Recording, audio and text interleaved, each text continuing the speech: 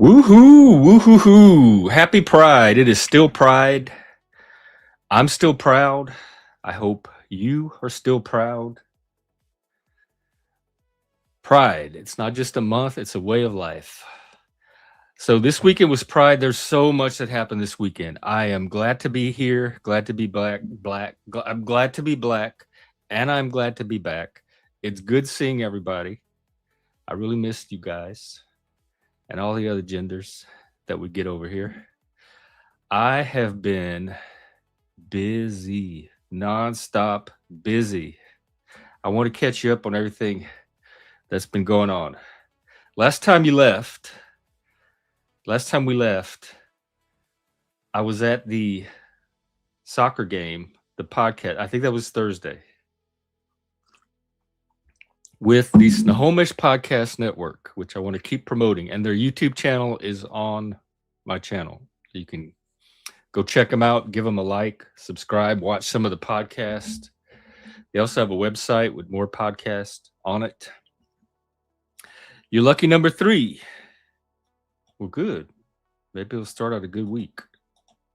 So we did that soccer game thing. It was so much. It's exactly what I want to be doing. I saw the future. It's closer than I realized. It's basically this show, but in person, where people can come in and have a conversation. This is a conversation space. When people ask me to describe what is your channel, I fumble because it's a lot of things. It's 10 or 15, maybe 20 different things. But the largest thing I think it is, the biggest container of all the rest is I think it's at least at its basis a conversation space. So I want to bring that to the public. I believe conversation is a public good, and I want to democratize it. I want to bring it to as many people as possible. I think it's healthy. I think it's part of the arteries and veins of a healthy democracy. And it's Pride. So I went back Friday. They had another game during the day, and I helped them there. We hung out. We had a blast. I can't tell you how much fun I've been having with this network. So we had a lot of fun that day. I haven't been live streaming because the phone quality sucks. I almost pulled some of the videos down. They were so grainy. The wind was blowing. You couldn't hear the audio. I really need to upgrade my on the street equipment. And then Saturday, a few of us went to Pride. And again, I loved it. Look, Pride. Look, I got Pride. It reminded me of the Pride from the 90s, from my day. There was a big stage at the end. They had drag queens. They had bands. They had a big grassy hill people were sitting on. They had little booths, gay mascots walking around you could take pictures with. The vibe was very what I remember. It was nostalgic for me. It felt good. It was one of those things. This is what I realized about Pride and hanging out this weekend with other people that do what I do here and that have a passion for it. Sometimes you don't know how much you need something until you get it. And then you realize how much you were starving for it, like a drop of water. And I was wilting. I am wilting. I've been wilting. I'm so used to that. And I think moving up here to Seattle and then here where I am and kind of bunkering down for a few years, I went so long without that meaningful human interaction. And remember, community is the larger form of the individual building blocks of 2 people or a couple of people, 3 or 4 people coming together and connecting and interacting. If you have enough of that happening in one place or around the same theme, you begin to get community. Sometimes, if you do it right. So Pride was that. It was a little taste of like that and reminding me how much more of that I need. I got my extrovert battery charged up. And so what this weekend did was it gave me a little taste of what I want more of, and now I'm I'm jonesing for. I need more. I got my battery is just cranking up, and it also gives me a direction. I know what to look for now. I know what I'm looking for. I just want more of it.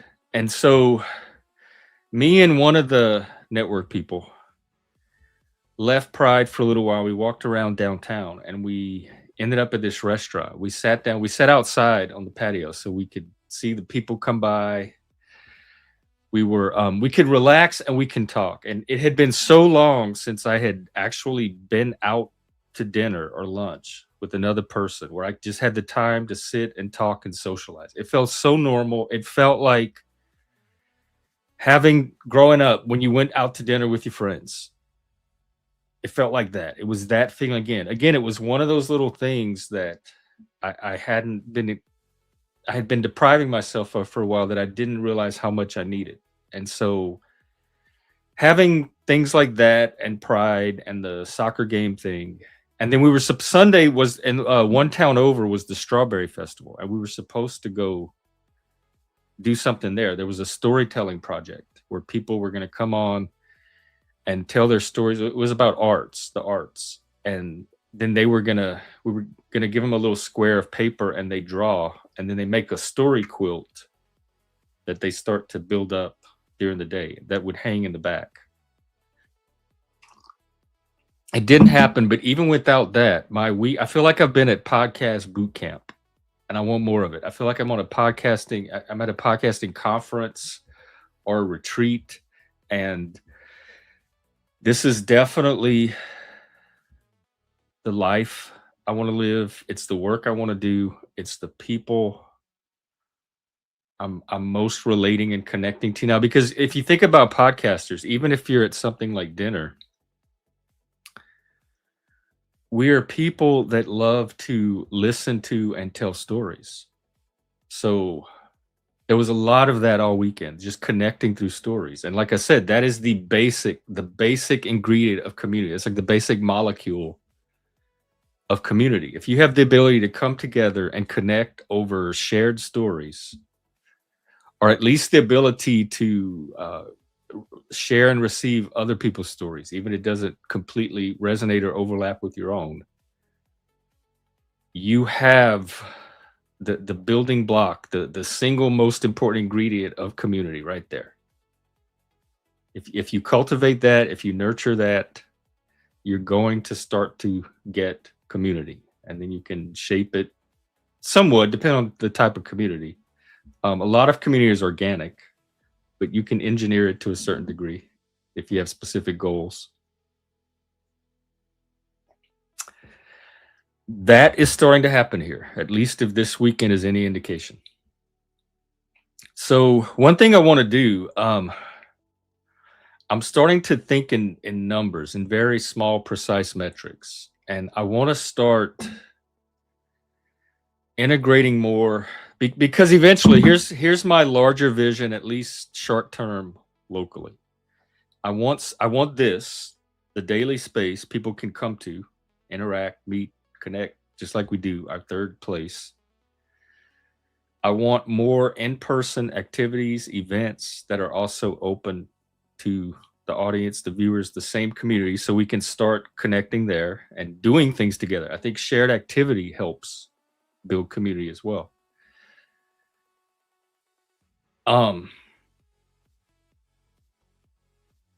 So that's two parts. That's a hybrid part. And then I want something like a Discord or a space online where it's persistent, where people can interact 24 hours a day. So you have a range of access to people online. You have in-person activities with the same people. And then you have a space here daily. We can all come and new people can come here. This is like the portal or the gateway, or can be one of. And then I'm just one node in the network. So if I do this daily thing and the network people do their thing and we start connecting it together, in any part of the network they enter will take them to the rest of the network. So things like getting 2 in-person viewers a week, maybe to come on stream or participate in the chat. So that starts building that in-person audience. Or 3 events to go and podcast from. So it was a very productive, exciting, and most important of all, fun. Fun. I complain sometimes about the people up here maybe not being as much fun as I'm used to. This weekend proved all of that wrong. I had so much fun with these people, and it's the same amount of fun I have with the fun people that I'm used to having. So I came away very hopeful, very optimistic. And also for the political divide, the political polarization that's going on, because a lot of these people are on the left, progressive, feminist, all the stuff that or a lot of the stuff I sit on here and kind of rail against sometimes. And I'm having the time of my life. I'm having a ball. Like, these are fun. These are fun people. I would want these people in a society. So just like I like the people that come here too. A lot of them are on the right. Actually, we get a very broad mix here. But the point is I like people from both sides, and I want us to all be in a society together. Maybe not a community, although I think that's possible too, but at least a society. So with that said, the panel is open. The link is pinned. Come on up. I want to hear about your weekend, your story, your prides, what you're proud of. Oh, and I have something else. Hang on. I was kind of saving this for Shift, but a lot of the tents at Pride, it's one of my favorite things now. They have the wheel you can spin. And so I went to all the booths that had a wheel, and you get a prize. And look at one of my prizes. I'm so excited. It's a flash braid. I haven't tried it yet. I'm going to open it now. It's a hair extension, I think, that lights up like a fiber optic hair extension. But because I have none, we're going to find something to do with it. Oh, yeah. Jeff has to get through the barrier of the packaging and how to open it first. This is one of my weaknesses, known weaknesses. Look. All right. Technology. Oh, this is so exciting.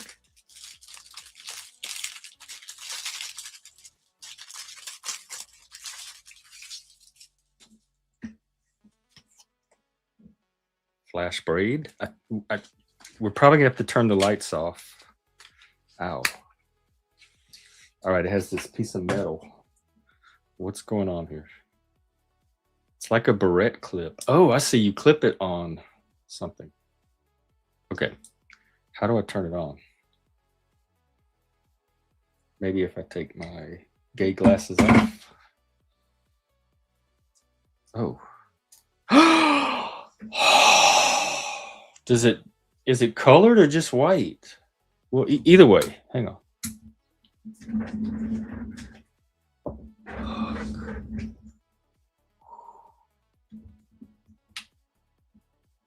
Wow. What a prize. It's coming out blue on the screen. Is that how off my coloring is? Look at this. Oh my, wow. Yeah, I think this will get some use, especially for panel dancing, which we probably should do some of today. Why don't I do this for now? Does that work? And then if I panel dance, or if I have to do it as a hair extension, I can maybe put on my beat. Ooh, that looks good, doesn't it? Wow.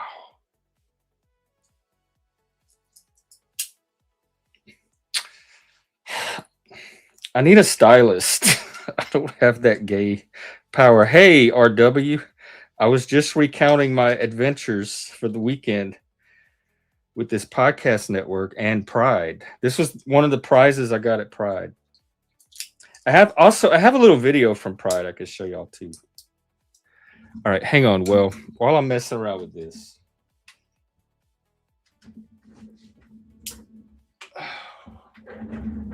Anyway, I love it. I'll find something to do with it. Back to the gay specs. What's been up with you? They had this I didn't take a lot of video because it was the music. First of all, the music was super loud and probably copyrighted.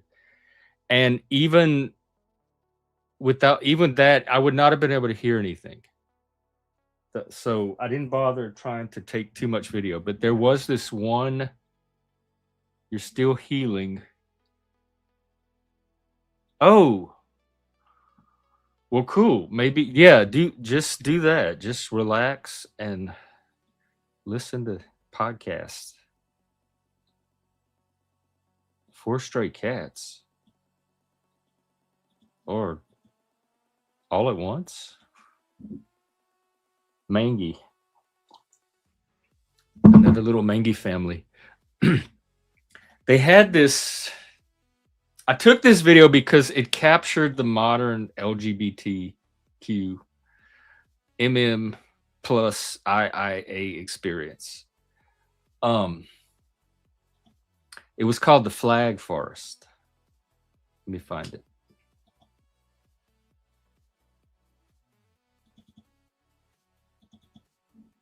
I gotta figure out how to share it. I'm gonna put it on mute because it was right by the stage and the music is so copyrighted. But they had, you'll have to see it. It's so many different flags from all the different identities. So like in my day, you could walk into, you had a gay bar, you had a gay and lesbian or a gay event. You showed up, there's a bunch of guys, some lesbians, and it was all kind of one community. Now you walk in and there are 100 different subgroups. I don't even know who or what anybody is anymore. And I think this video is going to capture this. And which brings me to another point. Pride was great. I loved it. But there was one thing that was not at Pride. And that was gay men. There were almost no guys. Believe me, I looked. It was a lot of young people, a lot of families, adults, community people. There were not a lot of what would have been a gay pride back in my day, with hordes and hordes and hordes of gay men.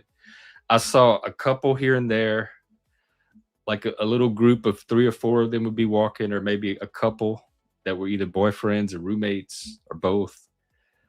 Almost no gay men. So let's take a look at this video.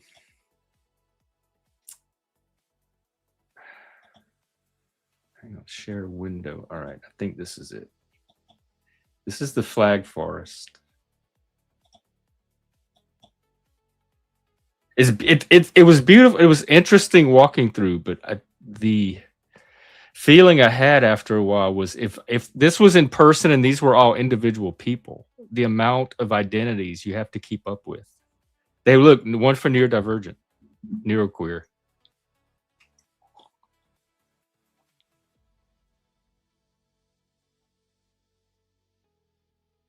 I do kind of like it. And there's, see, I was took next to mine. And I like the potential of it for many other things. Disability. Bisexual is the largest category. Look, allosexual, gray sexual.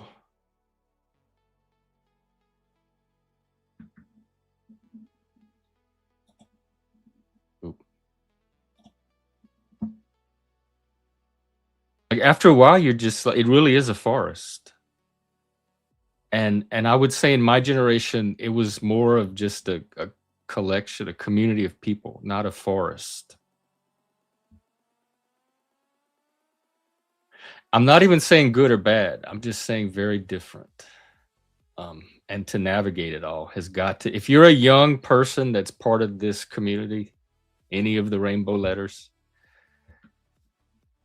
the I don't know how I would have navigated this growing up. It kind of reminds me of the different musical subcultures we had, and all the but it was almost easier to identify people by their musical subculture than it is with this stuff, because it's so internal. Like the musical subcultures had T-shirts, and you dress a certain way, and you had the cassette tape of the band.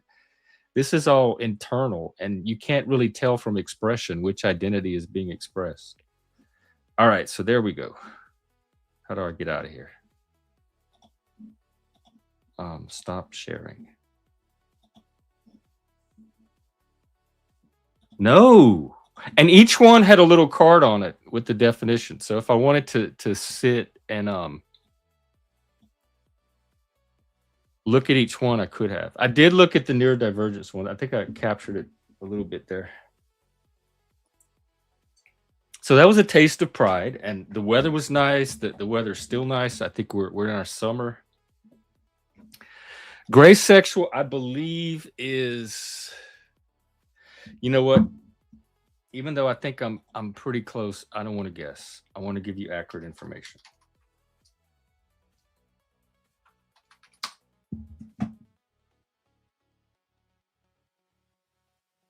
Okay, there's this thing called allo.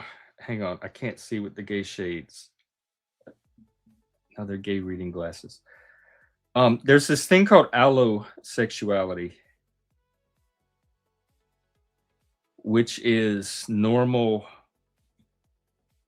sexual pattern, and it's contrasted with asexuality. And gray is like in the middle of that. So you're sometimes sexual and sometimes you don't. Sometimes you're asexual, but sometimes you do feel sexual, which is that everybody? So I don't know. I think we need to get an actual gray. What would you call them? If you had to introduce yourself. Hi, I'm Jeff. I'm a gray scaler.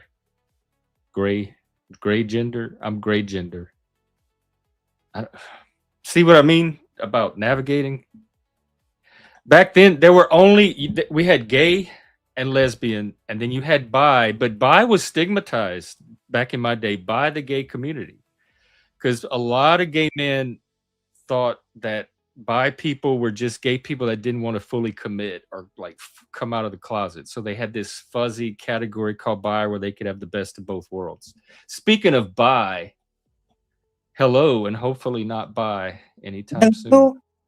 Is it me you're looking for? What's up, man? How you doing? I didn't even know it. Happy Pride. What have you been doing? Hey, man, happy Pride month, man. I hope you're having a good month, man.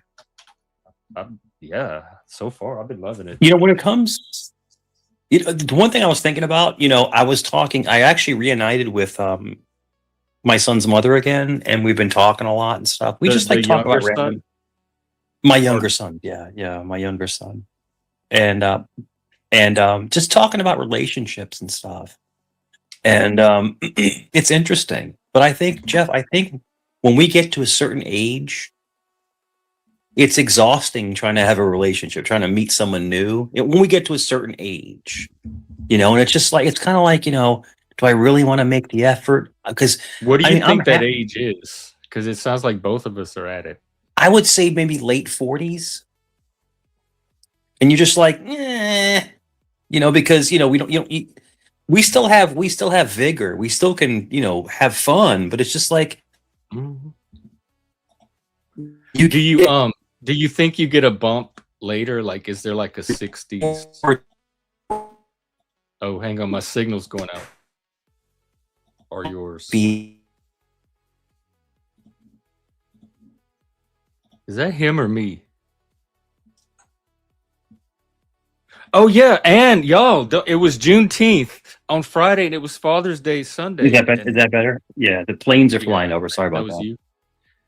Yeah, when the planes fly over, that I lose signal for a couple seconds. Oh, okay. But no, it's like at a certain point, it's like, do I really want to start a new relationship, or do I want to relive old memories?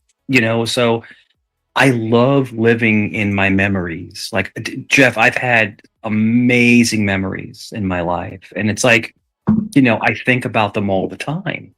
And I'm rehashing them now with both my son's mothers, and we have remember this time we did this, and it's almost like, you know, it's like you're like reading a book. You know, it's cute, but at the same token, my sister said to me, she goes, Mike, she goes, are you ever going to be with someone else again? And I'm like, I don't know, Rose. I don't know. You know, I'm in my 50s now. I don't know. You know, so, but it does ask yourself, you know, do I want to try again? You know, because I don't want to die alone. But at the same token, I don't want to have a broken heart again, you know? So you have to kind of balance the two of what you really want, you know, in a relationship. And it seems to me like meeting somebody true to you is really hard now. It's a difficult thing to meet someone that's going to be true. You know, in other words, loyal and not expect the world from you, build with you. So, but a lot of people Loyal, but now, not expect too much. exactly. That's almost a dream for a lot of people. It is. But Life is but a I dream. think it's always hard. I don't think it was easier when I was younger. I have to tell you this, Jeff. I have to tell you this, and I will be 1000% honest with you. When I was in my 20s, it was so easy. It was just simplistic. I mean, you know, you worked a 9 to 5, you know, you paid your bills and you couldn't wait to get off work just to go to the movies, you know, get a rotisserie chicken and some instant mashed potatoes. You know, I mean, it was I'm like looking for such that a life now. simplistic life, you know, but Yeah. now it's all about, you know, you better take me to Ruth Chris, you know, or, you know, I want to go shopping. And it's like, whoa, you're like, what the hell? I don't even know you. That's You know? expecting too much. The shopping thing is part of the too much. Uh-oh. More planes. I don't even freaking know you. I own you. They try to like exert, you know, like overexert themselves on you because well, yeah, there's a they're lot gonna, of, and this is anybody, not even one gender, yeah. but people are gonna There's a lot of do men that are what they can get cucks. away You know, with. they just What you let them get away they with. fall into the gap of like, you know, a dominant person. And listen, I'm super dominant, but I'm also very submissive when I meet somebody. So when I met when I met my oldest son's mom, I was super alpha. I mean, super alpha. And then once I fell in love with her, I gave the reins over to her. I wanted her to be the queen, but then she wanted the alpha back. But it was hard to switch back because I love her so much, you know, and I just pamper her. So Oh my God. it's such a crazy balance, you know, relationships are such a crazy know, balance, you know, it's the dude. weirdest freaking thing, you know? And I would always call her the boss. And she's like, you're not, and Jeff, whenever we would go out and drive, she would never drive. She'd always make me drive. I'm like, well, why don't you drive once in a while? No, you have to drive. It's like it's kind of a weird paradigm, you know. It's just it's weird, man. You know, but she was great, man. She's still great. But oh man, I saw her a couple weeks ago. I haven't seen her in 5 years, and I saw her because my son was sick. My son was in the hospital. Is there hope for the younger one now that you and the mom are? Yes. We are completely working on getting him straight away, and we're co-parenting, and yeah, totally. What does that mean? So, Like, what's your role so far? basically reconnecting because I haven't talked to them in years and years and years. So we're working on really getting him back to where he needs to be mentally. He's a big boy. How He's old not. is he now? He's 14. Okay. Yeah. So high school. He's not as tall as me and Nikki. Me and Nikki are both. I'm 6'3", Nikki's 6'2", and so he's like, and all he say, he goes, Dad, he goes, I want to be tall like you and Nikki.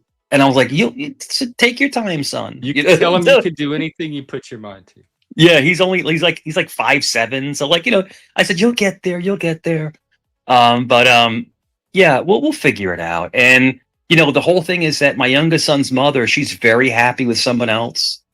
And it's the first time that me and her interact where there's no kind of weird, like I'm trying to get with her kind of vibe. You know, I'm trying to say she's relaxed. You know, it's not like that. It's just taking care of him, But in the past, Jeff, it was me trying to get back with her. You know what I'm trying to say? Like using leverage. Let's use some leverage. But it's really nice. It's really nice to be able to have a conversation with her, and it's not strange or odd. It's just about him. That's all it is about him. Hey, Cage, welcome. Yeah. Happy Pride. Just about him. And we're working on getting him back to where he needs to be. He's a good boy, though, man. He's a really good boy. So we'll figure it out. We'll get him. I thought he was the evil one. Mike, you're one of the most manipulative little plebs I've ever seen. Yeah, Jeff, I'll give it a few minutes. If I'm going to be disrespected, then I'll just drop. But I mean, I'll give it a few minutes. I didn't hear what he said. Cage, don't disrespect my guest. Yeah. But no, the whole thing is that there's very, very positive things in the works, and I'm very, very happy for that. It's all positivity. So. And I feel really bad. Doing backstab everything and everybody. Okay. I feel really bad that I didn't take the initiative earlier. But you can never beat yourself up. Just make up for lost time and just go for it. And that's what we're doing. We're going for it. We're going to make his life excellent. As parents, though. And the great thing is that she's a nurse and she makes What was that? What was that name?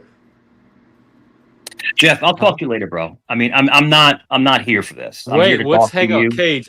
I'm gonna drop you. I'm here to talk to you as a friend. I'm not here for this nonsense. Oh wait, sorry. No, you're good. That's King K. He's cool.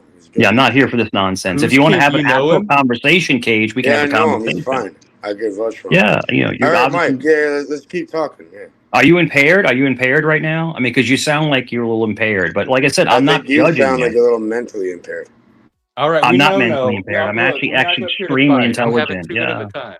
I was actually on a different panel and I actually came over to say hello to Jeff because I like Jeff. Jeff's a friend. So that's why I came over to say hello to Jeff. Yeah. Yeah. I consider Jeff a good friend and I promote Jeff. So. But anyway, no, there's a little fucking manipulator. I'm sorry, what'd you say? You have zero actual friends in real life. I have zero friends. Cage, look, I'm gonna drop you. Come back when Mike is gone. I can drop it. I can drop it. No. It's just it's the same crap every time, And I'm not cursing, Jeff. I'm not gonna curse or raise my voice. I'm very zen lately, Jeff. It's like I got back in church again and reconnecting and I'm very zen lately, and unfortunately, I was on another panel where I went into troll mode. Dude, it was nasty, bro. It was nasty. I was trolling the crap out of people. I don't know if you saw it. It's sick. Yeah. From zen to troll. Oh, yeah. But when I troll, I don't curse. I'm not threatening people. It's like I'm just pulling out like idiosyncrasies of people. And I rewatch. I'm like, holy crap, I'm good at this shit. But no, it's great. But no, it's, at one point I'm going to just drop off, and just leave this crazy thing called YouTube. We thought you had for a while. Yeah, I was gone for a while. Yeah. And then I came back, I dropped off, came back. But I really do enjoy talking to people that I haven't talked to in a while. And they'll message me and I miss you. And it's a lot of the girls say, I miss you and stuff. And they're like, we really like, but the thing is that it's not romantic. It's just like, me not being creepy, just like, hey, I miss you. It's great. And I'll tell you this is a funny story, Jeff. I walked out of Chipotle a couple nights ago, right? And there was these people in the parking lot. It's like they're like the parking lot takeovers. Like there's just a bunch of people in the parking lot. Like they just hang out in the parking lot. Yeah. So I walk out. And there's like 3 or 4 girls right there. And they're African Americans. And I go, excuse me, I don't know if you saw the sign. You can't have this amount of beauty in the parking lot. So some of you have to leave. And they literally were like, and they start hugging me and stuff like, oh, you crazy. Like in other words, like it's getting not down with the sisters. It's not creepy. It's just like, somebody need to leave. It's too much prettiness in this parking lot. And I said, it's posted right there. And they turn and look and the sign was there. It was just funny as crap. But no, it's just, you gotta be able to like, just give someone a compliment once in a while. Just give them a compliment, say, hey, you look beautiful, and then walk away. Don't be a weirdo. Don't be a creep. What is You that? know? Does that send mixed messages though? You're beautiful, and then you just walk away. No, not at all. The way that I It present would it, confuse me. no, not at all. Not at all. If you see me in person, Jeff, I don't have a creepy energy. I don't. I'm telling you, people read it right away. It's like I just walk guess up. it I just depends walk up on and who go, you "Excuse me, you need to, some of you need to leave. There's a sign right there saying you can't be too pretty in the parking lot." And but people are not used to someone just being chivalrous, like basically coming up and just giving someone a compliment, but not wanting anything from it. I don't want anything from that.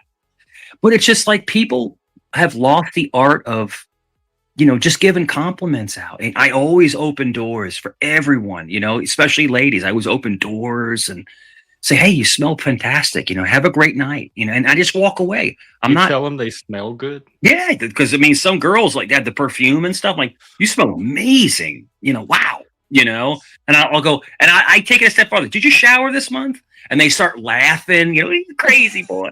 You're crazy. You're crazy as shit." And I'm Is like, this at the dollar store? no, this is usually like the Food Lion, or Chipotle, or I get Molly ramen sometimes, but it's just or the vape shop, it's just like it's just cool, it's just, but people enjoy a compliment. They enjoy it, just a compliment, You think yeah, sometimes though it might, like, people might be skeptical or mistrustful. no, I never have that reaction. That's the craziest thing, Jeff. I never have that ominous reaction from people. Like, they know I'm not trying to get nothing from them. I'm just trying to be witty and funny, and they're just like, "Oh, you crazy boy," like they love it, and it's no big deal. It's like but they laugh, and I had a guy one time. I was talking to a dude one time at a barbecue joint, and I'm talking to him. He's like, "Yo." He goes, "We are in the military?" I was like, "No, but I'm a contract." He goes, "Let me show you something." He takes me to the back of his car, opens his trunk up, and he has 2 automatic rifles in his trunk. What the fuck? Where was it? Where was this? What? I'm just like, "Yo, that's sweet, bro. I gotta go, man. I gotta bounce, bro." I don't want to touch anything. It doesn't get, I wouldn't either. but people are just very trusting around me. They are. And that's why I was telling you earlier, before, a lot of it's about energy. Like, people can be at rest around certain people. Like, if I hung out with you, Like, you're disarming. I We'd wouldn't have so feel- much fun. I could already tell we'd have so much fun, especially in the Chipotle parking lot. oh, dude, it'd be crazy. And I engage everybody, and I spark up conversations with people, and I get away with I can say the craziest shit to people, and they don't get mad at me. They're like, "Oh, you crazy." Like, but no, You'd the be whole great thing, in person. Like, if I had that little Oh, yeah. podcast thing set up in person, I would have you Ridiculous. up front, pulling the people in. It's ridiculous, man. And then people, but I can flip the switch though, Jeff. Like that, I told you a couple years ago when the guy was like shoplifting in the Dollar Tree, and he was like trying to hit the manager, and I picked the guy up and threw him out the front door. I remember that. That's Yes, I mean I swear to God, brother, I'm not lying to you. And I was bigger then. I was about 20 pounds bigger. I'm skinnier now. I'm about 200 pounds, but I was like 220. But like, I picked him up and threw him out the front door because the manager was a good friend of mine, and he's a lot smaller, like 5'6". And this guy was my size. So I was like, and he was like, "You need to leave, you need to leave." And the guy was like going to punch the manager, and I just grabbed him and I just threw him out the door. I swear to God, bro, I'm not lying to you. Did he just leave, or did it escalate from there? No, he left. He left. No, he left. Yeah, he left. And but he's like, thank you, man, thank you, man." The manager's telling me thank you. He's Mexican. He's like, "Thank you, man." And then when I came in, they're like, "Oh, thank you for helping." Actually, his name was Jose. "Thank you for helping him," because but the shoplifters are really bad, man. They get violent when they get caught, and they're not supposed to stop them, but he just took it upon himself to say, "Hey, get out of my, get out of my." You could get fired for stopping a shoplifter. Yeah, but he just told them to get out of the store, because he was actually criminally trespassed by Virginia Beach Police. So he was actually criminally trespassed. So the manager had every right to say, "Get out of the store," And then I told the guy, I was like, "Yo, next time, just call the cops, bro. Don't get in the middle of it. Just don't approach anybody." Because you could tell they were homeless people, because there was a bunch of them outside.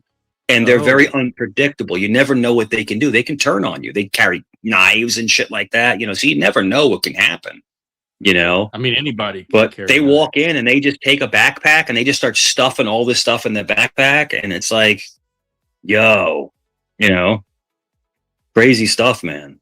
Wild stuff. But no, I mean, I have no issues with anybody, man. I have a good time with people. So yeah, I'm very content in my life right now, Jeff. I'm very happy, for what's, occurring now, Yeah, and you seem I like it. wish it I wish it would have been sooner, but I can't beat myself up over it. I can't do that. I just, Well, but you enjoy it when it's there, regardless of yeah, I know. I talked to how long it him and takes. my youngest son, and he's all excited. He's like, So he's Dad, in high school now. Is he like adjusted in school or doing okay? he's having some emotional problems. So we're working on that. So he may have to go to an Is it academy. normal teenage stuff or extra? A little bit past that. A little bit past that. Anger issues. Anger issues. Mhm. So, we're having to, you know, figure out the best way to kind of get him where he needs to be. And Nikki, my oldest son, never had those problems. And Nikki's always very stoic, but Nikki can be hyper violent. Nikki's a bodyguard. Nikki's a private investigator. So Nikki carries a gun and he protects people. He does bodyguard work and stuff like that. You've seen Nikki. Nikki's huge. Yeah. And but his demeanor is very, calm until it doesn't have to be calm. But my other son, he's more prone to like He's getting volatile. angry and throwing a fit and stuff. And I think it's because he never really had me in his life to calm him down, to balance him. See, Nikki always had me. Was he always that way, like from young age? No, he got progressively worse over the last few years. And I do think it's a lack of leadership from his father. Now she's a beautiful girl, Which would his be mother, you. and she's always had a man with her. But I think the love of the father, the real father, is different than a stepdad or something like that. But he looked Jeff. He looks just like me, bro. It's freaky, freaky. Dark black hair, curly hair, same eyes. I mean, he's huge, bro. And so I'm gonna make up for lost time, Jeff. I'm gonna make up for lost time, and I'm gonna really put my foot to the fire, and I'm gonna be the best dad I possibly can for him. And I'm learning as I go, man. I'm learning as I go. And my priest is gonna help me, be calm and stuff. So I'm just mad at myself for not being there for these last couple years. But part of it was like your own negative feelings toward him. It was animosity towards his mother. And that's what kind of chokeholded me from connecting to him. And once I let go of that animosity, me and his mother became very good friends again. And How did you let it go? What led to you letting it go? the hardest thing to explain is that when I almost died, I changed, Jeff. I'm telling you, God is my witness. I almost died. I was in ICU for 9 days. I was on death's doorstep. You I mean, I virtually won't. did die on I think here. I did die, Jeff. I think I did. And everything changed within me. Everything changed. I dropped all of that animosity and anger and all that resentment and all that machismo. I still believe in myself, but like I changed as a person, and I became more loving and more understanding, because at any moment we could be gone. We could pass away at any moment. But before that, Jeff, I felt like I was untouchable. I'm like an armored tank, like no one can mess with me, You did bring it almost on. come back from the dead, practically, in a Um, way. Like very few yeah, people in history have done that. Like only one I they can gave think of. me a 30% chance, and I came back. I don't know if you know this, Jeff, but Nikki got sepsis shock, and they gave him a 20% chance, and he's still here. He has a a PICC line where they put the Like IV. currently, or Yes, currently, Jeff. Currently. what? How do you get that? What's going on? We don't know. He got a nasty infection. So check this out, Jeff. I got pneumonia, right? I almost passed away. And Nikki got pneumonia. He almost passed away. And check this out. My youngest son's mother just got pneumonia. This is the craziest freaking thing. Are you saying Nikki's in the ICU right now? No, Nikki's home, but he's got Oh. he's got a PICC line. A PICC line basically is an IV that goes through your bicep into your heart. And it has to be changed every single day. So he has to go every day to have it changed for antibiotics. And so he just got really sick, and that's my boy, man. That's the love of my life, Jeff. I mean, Nikki, you see me, you see how I radiate joy, when we're together. And that's my boy, man. But no, he got sick, and people get sick. They get sick. And we don't know how he got sick, but it's being taken care of. It's going to be probably over $50,000 in medical bills, because he's going to be on that PICC line for 6 to 9 weeks, and he was in the hospital for 8 days. And it was weird because I kept texting him, right? And he wouldn't text me back because we text each other like every day. He wouldn't text me back. And he finally texts me. And he says, "Dad," he goes, I'm in the ICU, in the hospital. I went to see him, of course. And he goes, "I was afraid to tell you because I didn't want to worry you, Dad." I mean, what a fucking son, man. He didn't want to worry me. Of course, I want to know what's going on, son, but he only thinks of other people. He doesn't think of himself. He thinks of others. That's why he's a bodyguard. He protects others. He doesn't think of himself, and God forbid if he would have passed, I would have never known. I would have never known about it. And I got eventually you would have. I got mad at his mom. I was like, I'm not going to say her name, but I was like, "Why didn't you call me?" She's like, "Nikki said, don't contact you because you're going through your health issues and he didn't want to worry you." And I was like, "Listen, hon, don't ever listen to that. Always tell me. Don't always tell him." Well, Nikki's a grown man. He's 26 years old. Yeah, he's a grown man, but I mean, the whole thing is that the level of love between me and him, and then people were saying that it's weird that we love each other. I mean, you're supposed to love your child like that. You're supposed to really. Is that weird? And then the other night, there was someone saying that I actually have relations with him. I mean, I'm just disgusted. People are disgusting. That's just internet troll. But I mean, the people are disgusting. They're gross. To even think of that, to put that in someone's mind, that something probably happened to them. So, well, we don't have to dwell on any of it. No, it's okay. No, but I don't understand how, like, out of the blue, that level of sepsis just appears where you have a 20%. I don't know what happened, and his blood went completely toxic. And the craziest thing is when I was in the ICU. I think I told you this. I was in the ICU. I was in room 308 or something like that, and then it was like 3 rooms down. Someone got sepsis and they went into shock and they died in the room, and because I could hear them taking them out and stuff. And so that's, that blood disease, man, it's bad. And Jeff, I don't know if you know hospitals too, pneumonia and sepsis are common. Oh, dude, it's bad. My brother Brian passed away from sepsis about 10, 11 years ago. He did, on my dad's side. And he had a blood disease and he passed away. And so, it can take people's lives, and it's very painful. It's very painful. They have to put the PICC lines in you. They have to take your blood 6 to 8 times a day. I mean, it's horrible, man. Horrible. When I was in IC, they had to take my blood 4 times a day, and it's painful. All your veins collapse. It sucks, because they have to check your protein count and stuff like that. But dude, I came out of it, dude. Jeff, I go on runs. I'm completely fine, totally.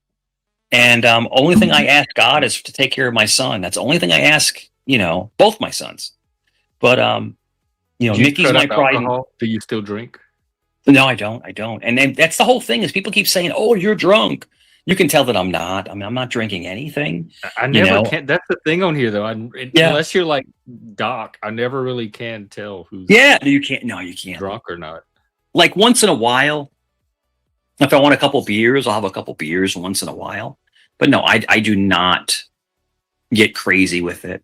But that one particular day, that was something excessive. It really was. I was feeling so lost and so depressed. And it was just something that it's out of character for me, but it happened and I passed out. And they found me hours later, and that's when I was completely unconscious. I was purple. And then that's when I woke up in the hotel room, in the hospital room, with the tubes down my throat, with the thing down my throat. That's serious stuff. Dude, it was scary. I just, and it was like like you just wake up, you're like, and you don't know what the heck's going on, and they just like, it was, you hear beep, beep, beep, hook up to machines and shit. And it's like, have all these IVs in you. You're like, what the fuck is going on? And, I remember when I was discharging, when I was leaving after those 9 days, the nurse, she goes, I think you are very lucky. And I was like, what do you mean? She goes, when you came in, you were in bad shape. And we couldn't revive you. We couldn't get you to come back. And it was touch and go there for a while. This is what she said. I don't know. I was out.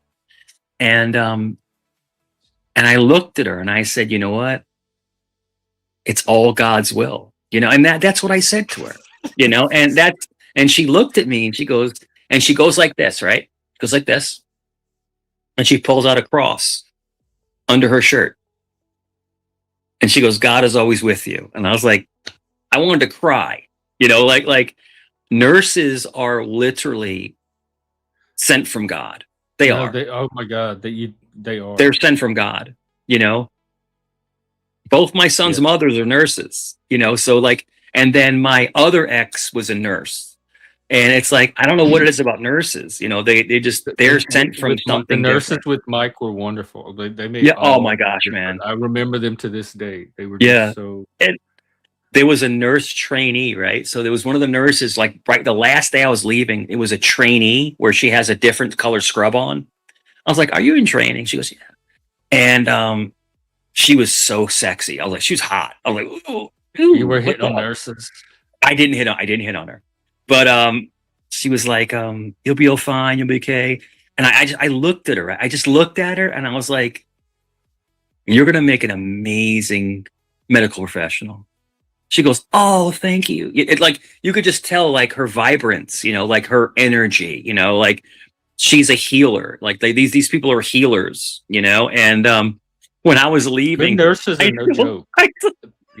I told the head nurse. Great respect for them. I said, I'm really sorry. Jeff, I told the head nurse, I'm sorry I was pooping so much. Because I was pooping like 6-7 times a day. Because they have you on the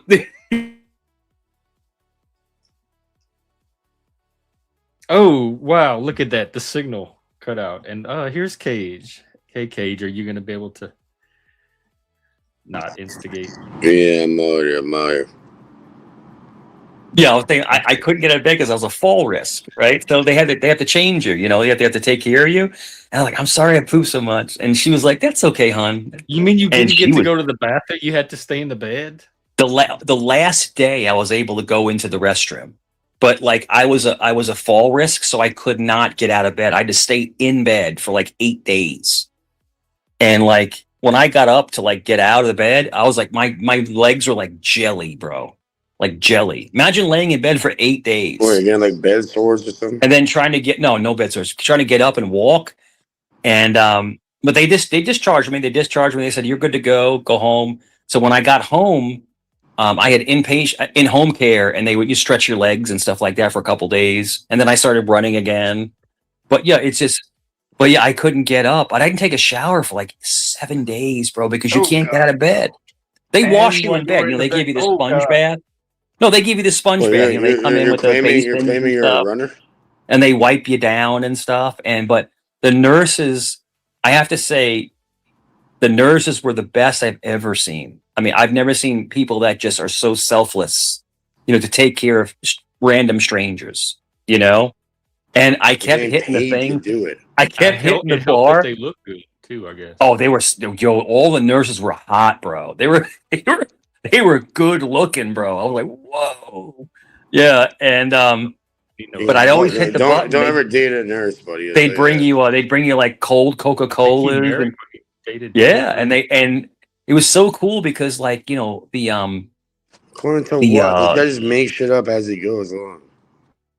Hey Jeff, I'll talk, bro. Yeah, it's cool, bro. No, Mike, hang on, cool, bro. It's cool, bro. I mean, I don't have time for drunk Cage. I mean, he's drunk all the time. He just, you know, it's cool. He told me he was gonna behave, and he didn't. Yeah, it's cool, man. I'm not mad at all. I'm not upset. He just gets really drunk all the time.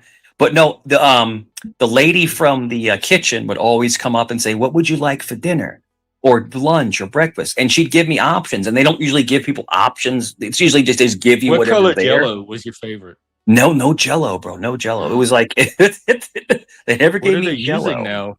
But Jeff, the food was terrible, bro. It was terrible. It was horrible food. It was like jail food. It sucks. It was salty, man. Yeah, and they would bring me pizza, and the pizza was like burnt. It's like burnt pizza. It's like, did you get the little ice cream cups with the little wooden spoon? If you ask for them, they'll bring you ice cream. They'll bring it and they bring you like the pudding cups, like the chocolate pudding and stuff. Oh yeah. But what I loved is the nurses would bring you like ice cold soda all the time. So I would get like, I was drinking like 10 Coca-Colas a day, and I don't drink soda, but it helps. Like when they're taking your blood, you know, 4 to 6 times a day, the sugar helps. You know, with all the blood draws and stuff. And so I was drinking massive Coca-Colas, man. And when I left the hospital, I don't drink soda. I don't drink soda, bro. I haven't drank soda in years. But like when they were taking all that blood, I guess I needed that sugar, that you know, all that whatever you call that stuff that's in sugar. What is it called? The corn syrup and stuff. Corn syrup. Yeah, I was making more blood with the Coca-Cola, and then I would finally get to sleep, and they would wake me up and go, "It's time for we have to take some blood." I'm like, "Fuck!" And they're like pulling blood out of me. I'm like, "Ah, shit!" And it's not like one little thing. It's like 4 vials of blood. It's like this sucks. It's like butterfly at least. So they did the butterfly on my forearms, and then they would they'd flood the vein and they would take it through. So I had 2 on my right and 1 on my left. And it was getting so bad that my veins were collapsing. So they're like, we may have to start taking it from like either your neck. They said my neck or my foot. I'm like, oh shit. Yeah. Nicky has a blood clot in his neck, bro. I didn't tell you about that. Yeah, he's got a blood clot in his neck. So yeah. There's no kind of stuff going on with. Yeah, we're worried about that. But it's getting better though. It's getting better. Yeah, it's getting better. Well, did you go see him? Yes. Yeah. Oh boy, it's rough, man. It's tough. It's really tough. Last time I saw him, I started crying, because I mean, I don't want to, this is your little boy, little boy isn't a big ass man, but I mean, the whole thing is just like, oh my gosh, man, you feel helpless. You can't really do anything. It's all God's will. You can't do anything. But I do believe he'll be fine. I believe he'll be okay. So we'll let it all play out and get better from there. I hope so. I hope they figure out what it was. So yeah. But Jeff, I'm telling you straight up, brother, between me and you, my son is a really, really good person. He's a good person. And if anybody deserves to be doing well, it's him. He's far better than me, as a person.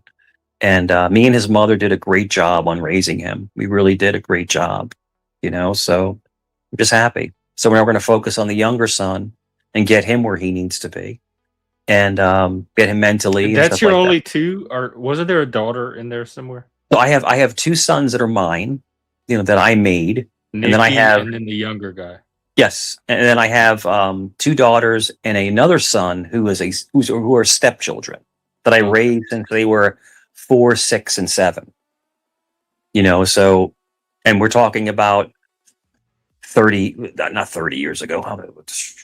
So they're all grown and out. 25 years ago. Yeah. And I have a grandson. Yeah.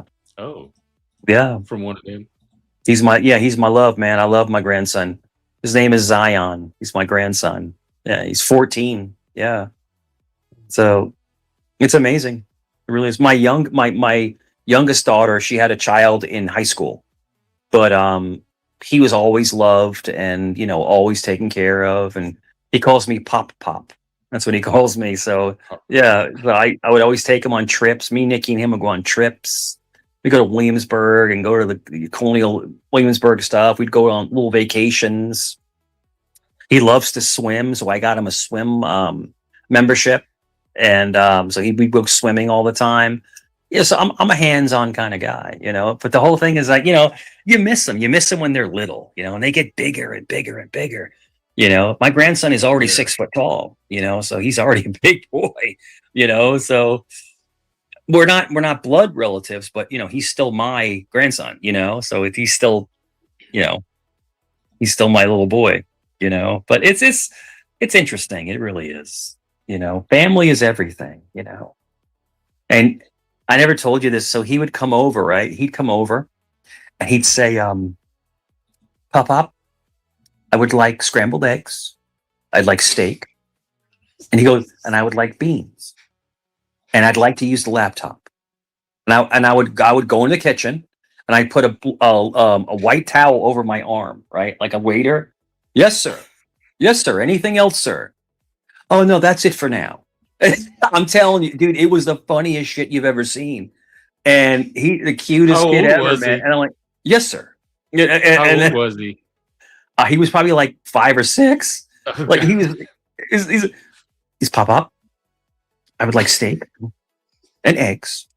I'm like, no problem. And he goes, after that, I'd like to go swimming. Sure, no problem. Yes, sir. I said, yes, sir. It was great. Fantastic. I'm telling you, we had so much fun. Nikki says, my son Nicholas, he goes, Zion asks you all the time. He misses you because they live far away now. He's like, he misses you. I was like, I miss him too. But it's all, I said, Nikki, that's the whole thing about getting older. You can't always be accessible, when people move away and stuff like that. But it's just, it's funny as shit, He's a pisser, man. He really is funny. Speaking of pisser. Yeah. You think you could talk for a little bit while I go? Sure, of course. All right, I'll be right back. Gotta take a pee-pee. Go ahead. No, but I think the biggest thing in life is that, we go through so many ups and downs, and, family is very important. And sometimes you don't always see eye to eye. And sometimes you get, wrangled up in nonsense. But I think at the end of the day, as long as you're true to yourself, it all works itself out in the end. But like with me personally, my life has been a roller coaster. It really has. And there's a lot of ups and downs, but as long as you're true to yourself and true to your heart, at the end of the day, it always works itself out. And I think that's the most important thing, is to finally just say, you know what? I messed up here. I messed up there. How can I fix it? But I think a lot of people are afraid to admit that they made a mistake, and they dropped the ball, and they really pooped the bed, as they would say. But with me, I'm trying to reinvent myself. When I was in my 20s, I was extremely happy, but I was an asshole. I was a cocky jerk. I had the world by the balls, But as I got older, I kind of faltered a little bit and kind of closed offish. I don't want to be that accessible, but you have to at least be accessible to people who need you in your life. I think that's the most important thing, because as you get older, you don't, so to speak, get crabby, but you just you don't really want to overextend yourself. I think that's the most important thing to explain to somebody, but when you're younger, you're like all over the place, you're bouncing off the walls and you're blah, blah, blah, blah, blah, blah, blah. It's like you're all over the place, but you do get closed off. Yeah, you heard me, blah, blah, blah. But I think you do get more closed offish as you get older because we don't have the same energy to exert, for a lot of nonsense. So it's interesting. I tell you what I really enjoy. I enjoy going on runs. I love going on a run like early in the morning, Jeff. Sorry, Jeff. Early in the morning when it's dark out, I love going on a run. Like 5 o'clock in the morning. I just go out and run for like a mile. How far do you run? Like what's the typical run? Usually it's I timed it with a stepper one time. It's about 1.5 miles. And I don't run fast. I'm not sprinting. Just like a light. Do you have special outfits like the booty shorts or stuff that you wear? I don't. Socks? I usually wear sweatpants and just a t-shirt. And if it's cold out, I'll wear a hoodie. And just like a hoodie and sweatpants. And you're supposed to wear like a reflective vest, but I never do. But I don't run in the road. I run on the sidewalk. I never run in the road. I stay off of the road because you'll get run over. But yeah, I don't normally run in the road. Yeah, but people run in the middle of the road. It's crazy as shit. But but I'll there's 2 lakes where I live. There's a lake to the left, lake to the right. But the lake all the way to the left is a large lake, and you can run around it. And yeah, it's quite a run, bro. It is, and it's uneven grounds. You have to be careful because when you're running on uneven ground, you can get sore because, you get like potholes and stuff like that, like within the dirt and stuff, and you might hit a rock or something like that. But is it a sidewalk, like paved or a dirt no? Trail? It's just dirt. It's just dirt around the lake. It's just dirt. So you run it, and it's something. So it's beautiful, man. It's just to just get out and run, just to run around it. And that's what I hear. Do you get the runner's high? I do. I get the endorphin high. I do. And then I run with a stick, but the stick is small. It looks like a riding crop. You know what a riding crop is? Oh, I definitely. I run with a small stick. And the last time I ran, I remember I was running around the lake, right? And I kind of cut through someone's backyard, and I came around to the edge of the lake, and there was a cop there. He's like, "What are you doing?" I said, "I'm just running, sir." He's like, "Go ahead, sir. Go ahead." It looks. Why did you run with a riding crop? It's stride. So when I run, I have it in my hand, and I'm going up and down. It's like a stride thing. I can't explain it. It's just the way that I run. It's like a stride, and I just feel comfortable with like like balanced ways. Yeah, exactly. I just feel comfortable with it. And it's a thick stick, but it's not long. It's short. It's just. But I mean, it's like a pacing thing. I don't know what it is. Okay, that makes sense now. Yeah, and so they just see some dude running through someone's backyard with a stick in his hand. They're like, "What the hell are you doing? What are you doing over there?" I'm like, "Oh, I'm just running." It's that guy from YouTube. Yeah, I'm running. Yeah, and but I can run. Actually, honest to God, Jeff, when I lost a lot of weight, and I can run for miles, man. It's crazy. Like Forrest Gump run? Yeah, no, not like Forrest Gump running. No, not like that. But I can go a couple miles, and I take a break, and then. But when I was bigger, so when I first broke up with my ex, I was about 240 pounds, right? So I was like, I'm going to lose weight. So I did the Atkins diet. Okay. Oh yeah, I did that. Just meat and green vegetables. And then I started running again. But it was crazy because I was heavy. So I would run, have a great run, but then my knees would swell up. Because I mean, you're carrying, 240 something pounds of weight. Oh yeah. Off of knees that were reconstructed.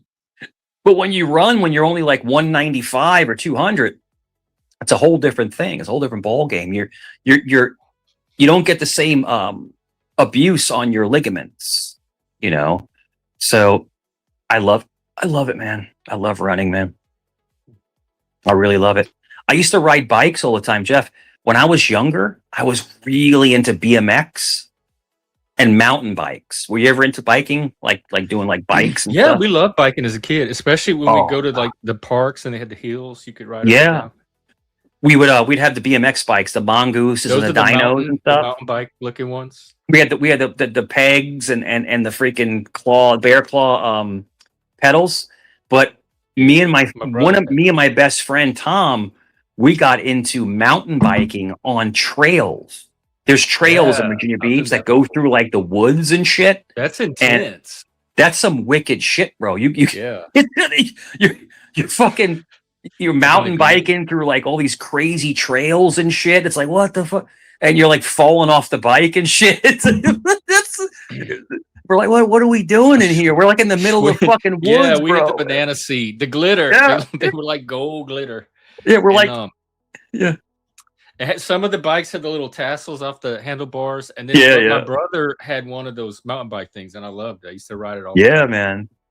And then my Trail bike. cousin from New York, he would do the 10 speeds. He would actually race. Oh, I Like, hated the guys those. that To the this 10 day, I don't speed. know how to work them. Oh, but they ride like really fast, like a Lance I Armstrong guess if you kind of can. guy. Like they're flying through like up and down. Like, but no, I like terrain. I like to like, be on Yeah. like the dirt and go around. And dude, there's a wicked mountain bike park in Virginia Beach. It goes around a lake. It's so cool back there, man. But it's dangerous. You go flying off the bike. Yeah. you like hit a tree and shit. You're like, oh fuck. It's like, Did you do all the shit. tricks like flip, I twist in the air and stuff? I never did. So I was never that good at that. Like when I had my dyno with the pegs and stuff, I could do jumps and stuff, but no, I never got into like, advanced tricks. I was never that talented. It was more just like the love of just being out in the open and just riding the bike, Going But down I the did hills know was the- I did know some guys that were gnarly on bikes and on skateboards. I knew dudes that could do like ollies and all kinds of like 180s and shit, but not me. I was always big, Jeff. I was always big, man. I was like, 6'3", 225, 230 pounds. Like I was never like that agile, to do those kinds of tricks.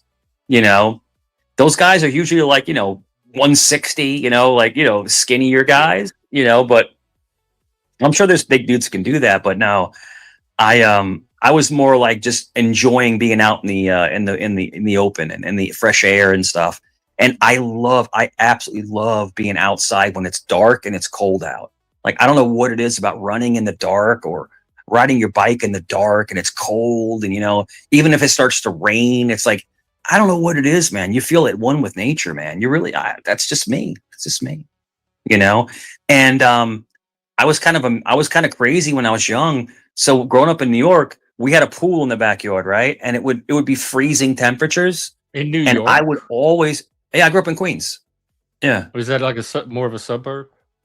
Well, I lived in Far Rockaway. So I lived on a really nice street, but like if you went like 4 or 5 streets down, it was the ghetto. So it was like little pockets of good, bad, good, bad, good, But it was bad. residential, more than Residential, urban? yeah. And we had a pool in the backyard, and I will never forget. We had a pool in the backyard, and it would be the water would have ice on it because it was so cold in the wintertime, and we would jump in. I think I was like 12 or 13 years old. We'd jump in the ice cold water and swim in there. And it was like a real pool in ground? It was above ground. But it was a nice That's what pool. I'm picturing, like the ones with the metal. The nice blue, the blue, big blue pool. With the blue liner. Yeah, because we didn't own that house. It was a rental, so you can't really dig a pool if you don't own the house. But the house was huge, bro. Bro, that house was awesome. It was on Gibson Street. 1434 Gibson Street, and it was in Far Rockaway, Queens. Hang on, we're gonna look at it. 1434 Gibson Street. Okay. And the house was old, right? And it had an actual in Far Rockaway, Queens. For what Queens? Far Rockaway. Yeah, 1434 Gibson Street. No, that's Australia. What? Yeah. Say it again. 1434 Gibson Street. And what's the Rockaway? Yeah, it'd be Rockaway, Queens, 11691. So dude, I have a memory like a steel trap, bro. Like I don't forget anything. Not showing up. Let's see. It's there. What was the street? Gibson Street. Gipson Street. Oh, Gibson. Okay. Yeah, Gipson. Yeah. 1434 Gibson Street. Yeah, we lived there for Rockaway. Oh, wow. Yeah. Sure enough. We lived there like 15 years, man. Tell me if this is it. Yo, Jeff, that house had a basement. It had an actual attic. Yo, that house had is a this milk tan one. Is that what it is? It looks like it's refinished again. This is a nice little neighborhood. Oh, is this? Yeah, they got it's a real on the window. Is this the ghetto part? No, it's not. It's not. That's it. That's it. Yeah. See the end of the street. Yeah, that's it. The end of the street. There's that's Jamaica Bay. Even not even a dead end. It's just an end. Yeah. So Jeff, that's Jamaica Bay, right? So listen, check this out. Across the street was all my friends that lived there. But yeah, or here. Yeah, all my friends lived across the street. So I lived there, and then so at the end of the street it's Jamaica Bay, and we would fish right in Jamaica Bay, right down the street. We would walk down there. This is a lake. I thought it was a freeway. This is a lake, a pond. Yeah, it's Jamaica Bay. It goes into where JFK is, where the planes would fly over. Yeah, cool. We would fish, and we would catch fish there all the time. Yeah, that's a nice little neighborhood to grow up in. I'll be right back. Give me 1 second. I'll be right back. All right.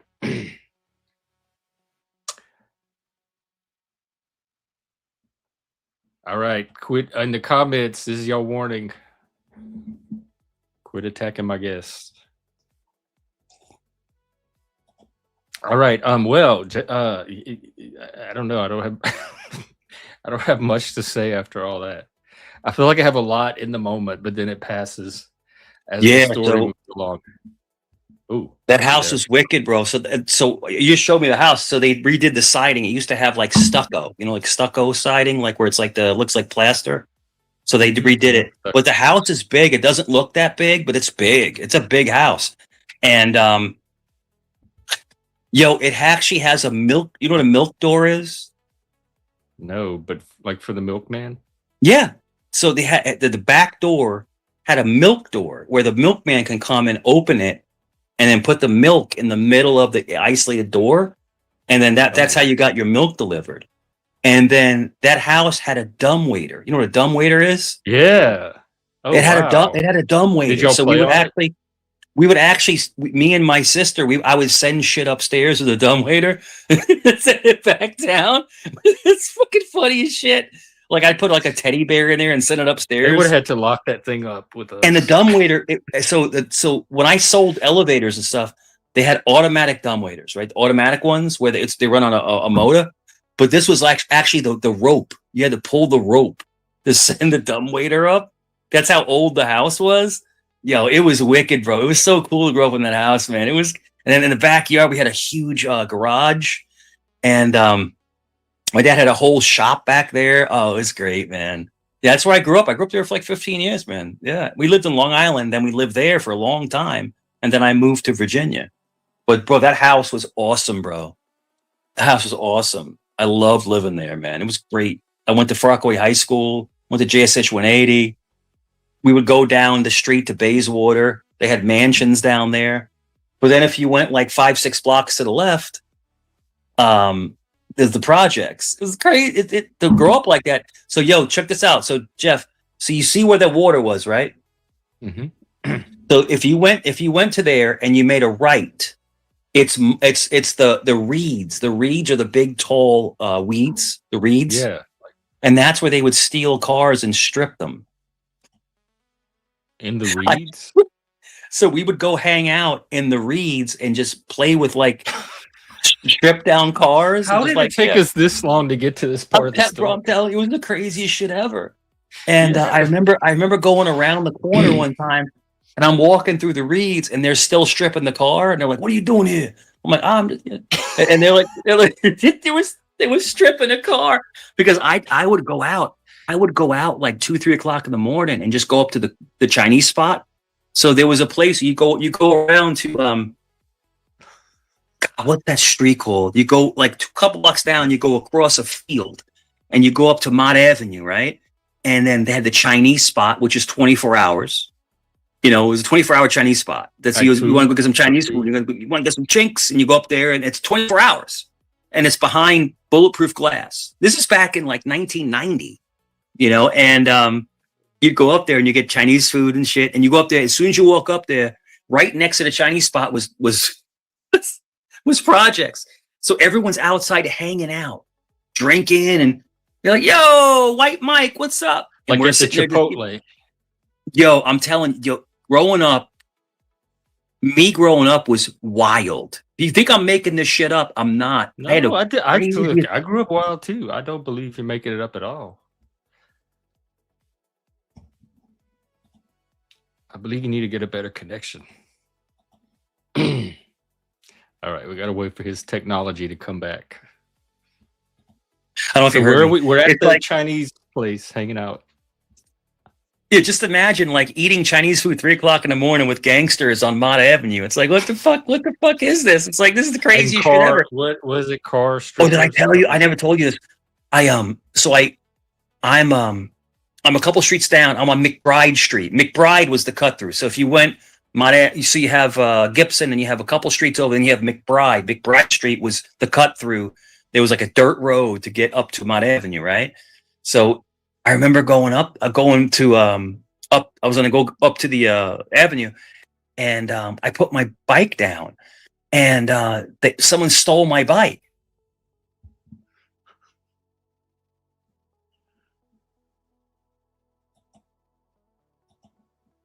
Dang, this signal, it keeps putting these little cliffhangers in the story. So one of the Jamaican dudes from McBride says, "I want you to go up and get me some." What was it? Some spare ribs, or I can't remember what it was. You know, some Chinese food, right? I was like, "Yeah, no problem." And he goes, "I got you." He goes, "You buy what you want, you know." So I go up to Mott Avenue, and I go up to the Chinese spot, and put my bike down, and someone stole my bike, and so I had to walk back to the guy and say, "Yeah, they stole my bike." He goes, "What?" Jeff, I swear to God, within 20 minutes, I had my bike back. I'm not even joking with you. No, these are like drug dealers. They're like, you know, I was running an errand. Criminal underworld. I'm telling you, hey man, like, you know, I got you, man. And I had my bike back in like 20 minutes, you know, and I said, "What happened to the guy?" He goes, "Don't worry about it." So they beat his ass. Holy shit. I know this story's true because no white person does a Jamaican that well unless you were actually there. That was perfect. I want to say I was like 13 years old. I was in junior high school. And he goes, "I got it, man. Don't worry about it, man." And I was like, all right. Yeah. Here, the audience wants I got jumped one time at the skank stories. Yeah, do you have a good skank story? I do. Yeah, so I got jumped one by a skank. I got jumped one time at the bus stop, right? And it was like 6 dudes jumped me, right? I'm in junior high school, you know, I'm a kid. But by yourself? I was by myself. Yep. Okay.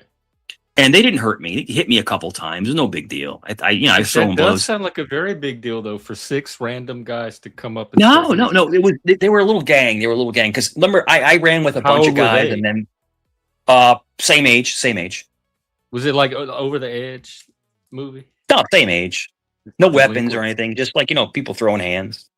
And it was all over a girl. It was over a girl. The guy's name was Joseph Carroll. I remember his name.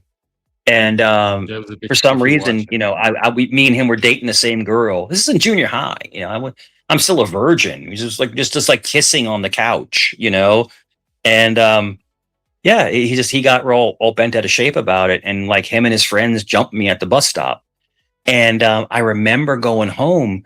I remember my mom saying, "What the fuck happened?" And told her what happened. And she actually went over to McBride and told the Jamaicans what happened.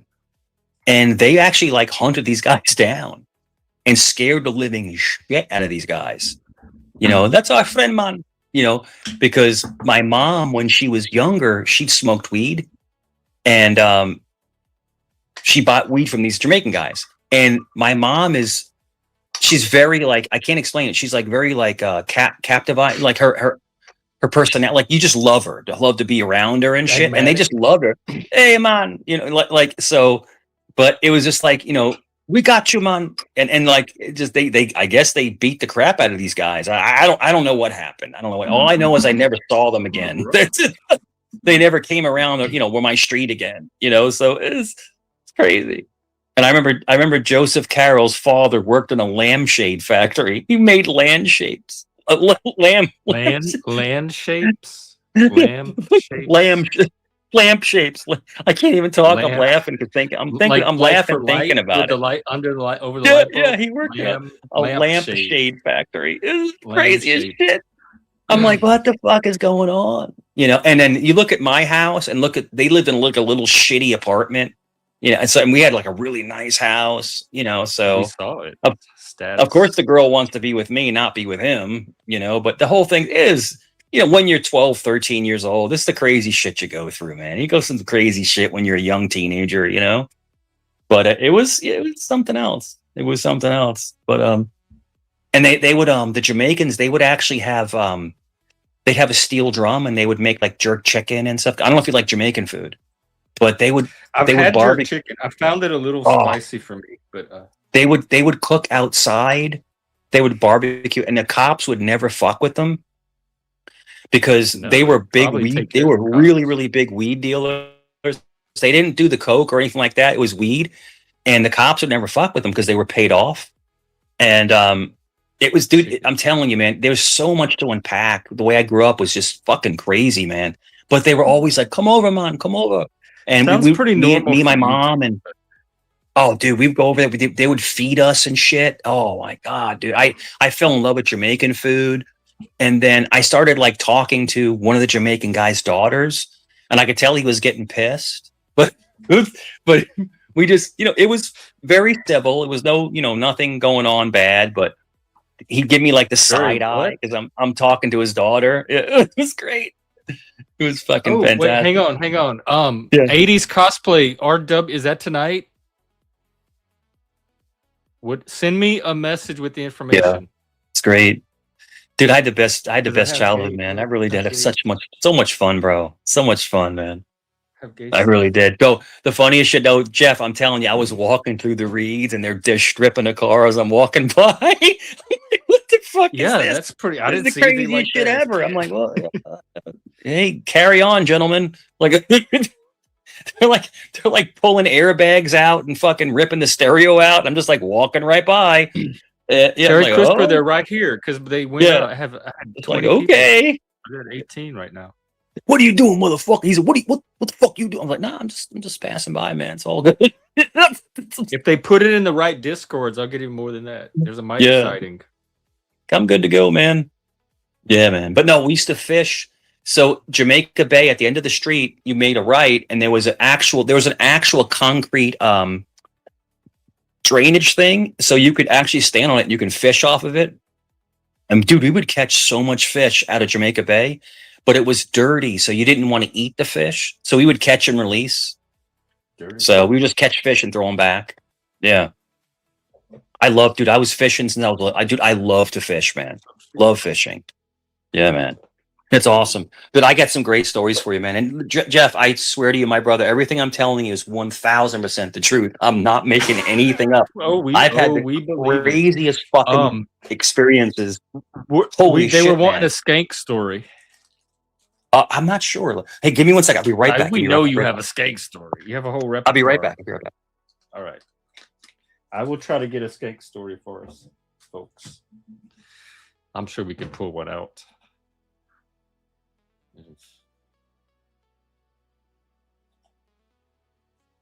In the meantime, I don't know. I might even have a skank story. I mean, I'm from the deep south. I've been around plenty of skanks. I don't know if I have a personal story with the skank because there was no reason for us to be hanging out with each other. Like, I usually avoided them. There was nothing they were going to get out of me.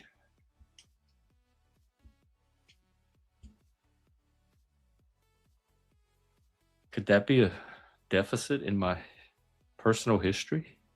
I don't have a lot of lesbian stories either. I didn't have a lot of lesbian friends.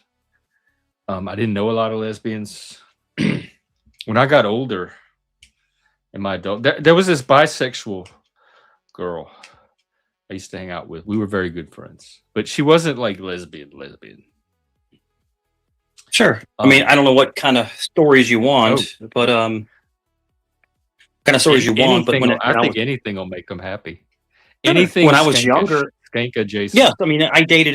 So when I was in my 20s, you've seen pictures of me when I was younger. I was a really good-looking guy in my 20s, super good-looking guy. One of my 20s, I'm a big guy, muscular, and shit like that. And I used to go to the clubs all the time, so I did meet a lot of skankish women. I did. I also met some really great women, but I did meet a certain woman, and it was just consequent. It's just like the coincidence of it. Like, she lived like 2 blocks away from me. Like, I never met her before. She lived like 2 blocks away. I'm like, I didn't even know who this person was, and she was a stripper. She worked at Mermaids, which is a strip club in Virginia Beach. And she would bring girls home to my house. She would. Oh, and Skanks.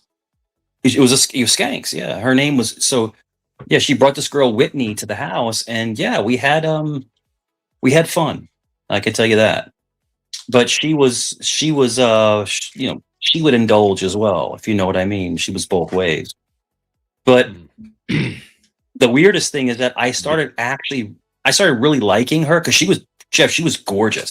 I started really liking her, but like, she was just skanky.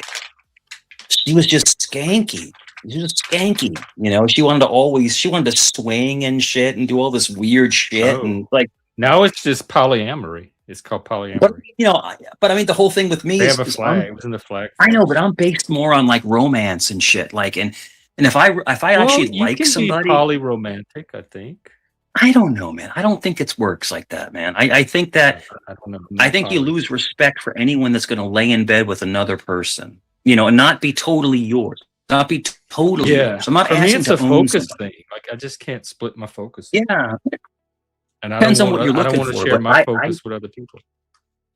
I really liked her, man, but like, it just the whole 2 women thing, it messed it all up. It was only a couple times, but it just messed it all up. I thought a lot of guys, that's their fantasy, supposedly. To me, it wasn't. To me, my greatest fantasy to have a woman that I really, really care about, that gets dressed up sexy as fuck and just is all about me, and hair, nails, and makeup, and just all into me and me only. That's what I'm turned on by, like that intimacy, like saying like it's you and them together. That's what I like. But like all that stuff, it does sidetrack stuff. It does, and like I said, if you're just looking for a fling, that's okay. But Jeff, if you catch feelings for somebody, you want to be with them and them only. That's all I'm trying to say. If you catch feelings, you really want to be with that person, and that's like, But I think the idea is that it's possible to catch feelings from more than one person, which I don't. I'm not that way. I can only do one person at a time. That's what I'm trying to tell you. I'm that way. I can't do like, and like you see those old MTV things where like, the guys married, the girls married to 2 different guys. That's just, I can't see that being.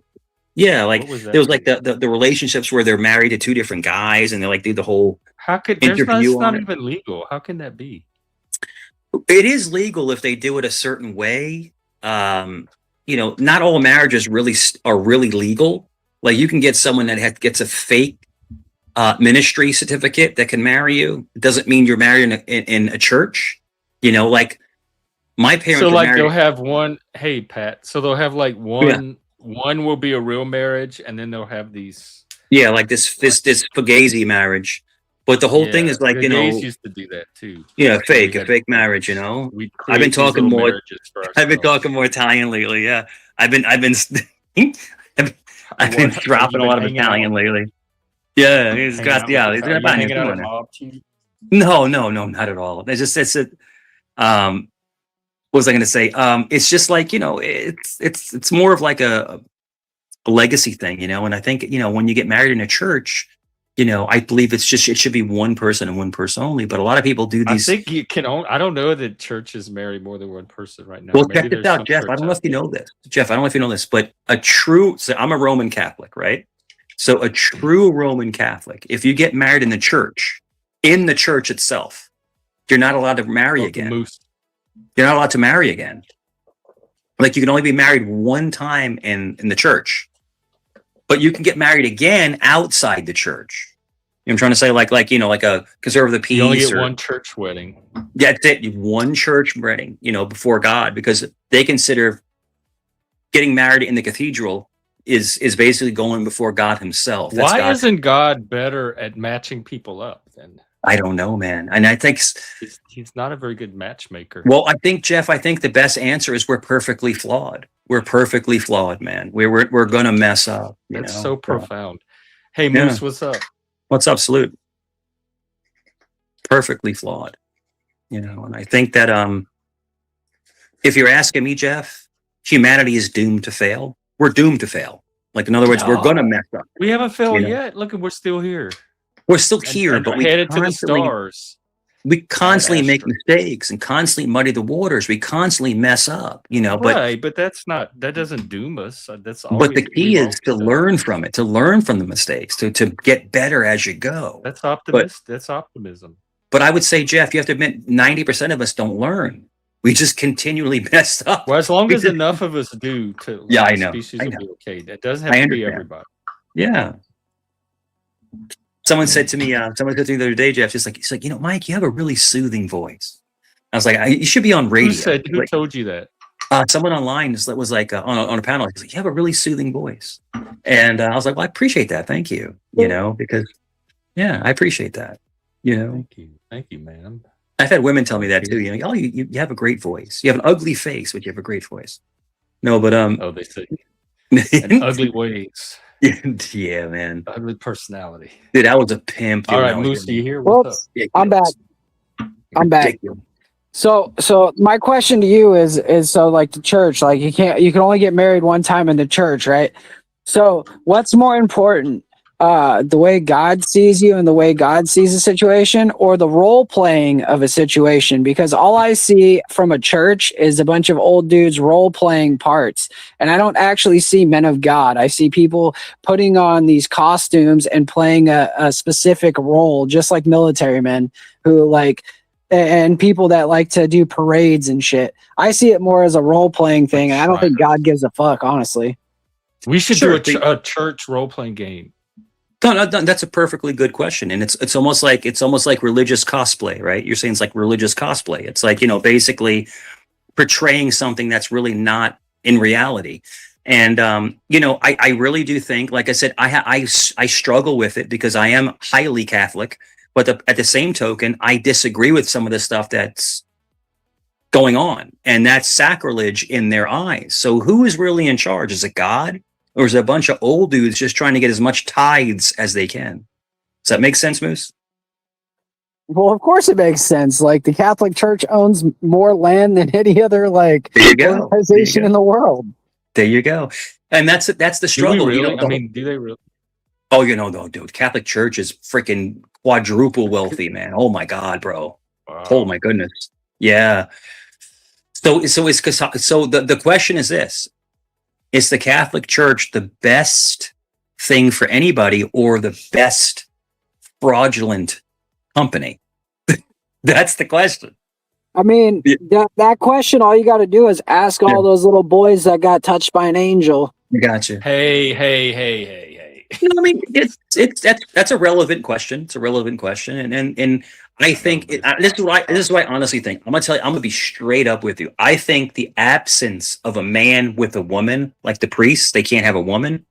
does divert I their think mind that's what into fucks what them they're up. around. So if you can't touch a woman, but you're always around young boys, No, I got you. So, but the whole thing is that you're going to gravitate towards what's available. Does that make sense? I'll be very tactful. You're going to gravitate towards what's available. But women are available. There's plenty of women in. Well, a Catholic priest cannot marry a woman. Yeah, Right, but they're just like in around. prison. Like there's no women in prison, so they have to go for their bunk buddy. You can't marry a woman.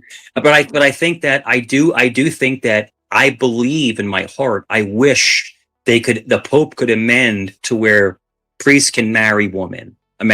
I believe that would really some help. Religions do.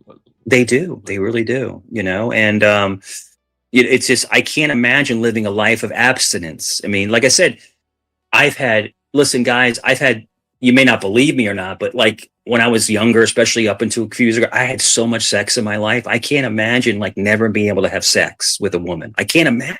Like you'd literally be like, you'd be going crazy in your mind. You'd be like so messed up, So you have to have that release and that closeness, when that woman holds you, and when she holds you, right? Check it out. When she holds you and you feel at peace and you feel loved and you feel cherished, there's no better feeling in the world. When you have a woman at home, and you cannot wait to get home to her, when you cannot wait to get off work to see her, just to give her a kiss. What do you need, babe? Like there's a connection between a man and a woman, and to restrict that, I think is a crime. I think it's a crime to restrict that from somebody. That's what's right. What do you mean restrict though? There's in other words to say that you can never touch a woman again. Oh, you mean the priest thing? The priest. Yeah, I'm talking about the priests. Yeah, but they're grown adult. Like they voluntarily agreed. True, but your cardinal nature takes over. So the whole thing is that it may sound good on paper, Jeff, but your cardinal nature is going to take over, and you're going to yearn for that. You're going to yearn for that connection. If you're a good priest, that's the point of being a good priest.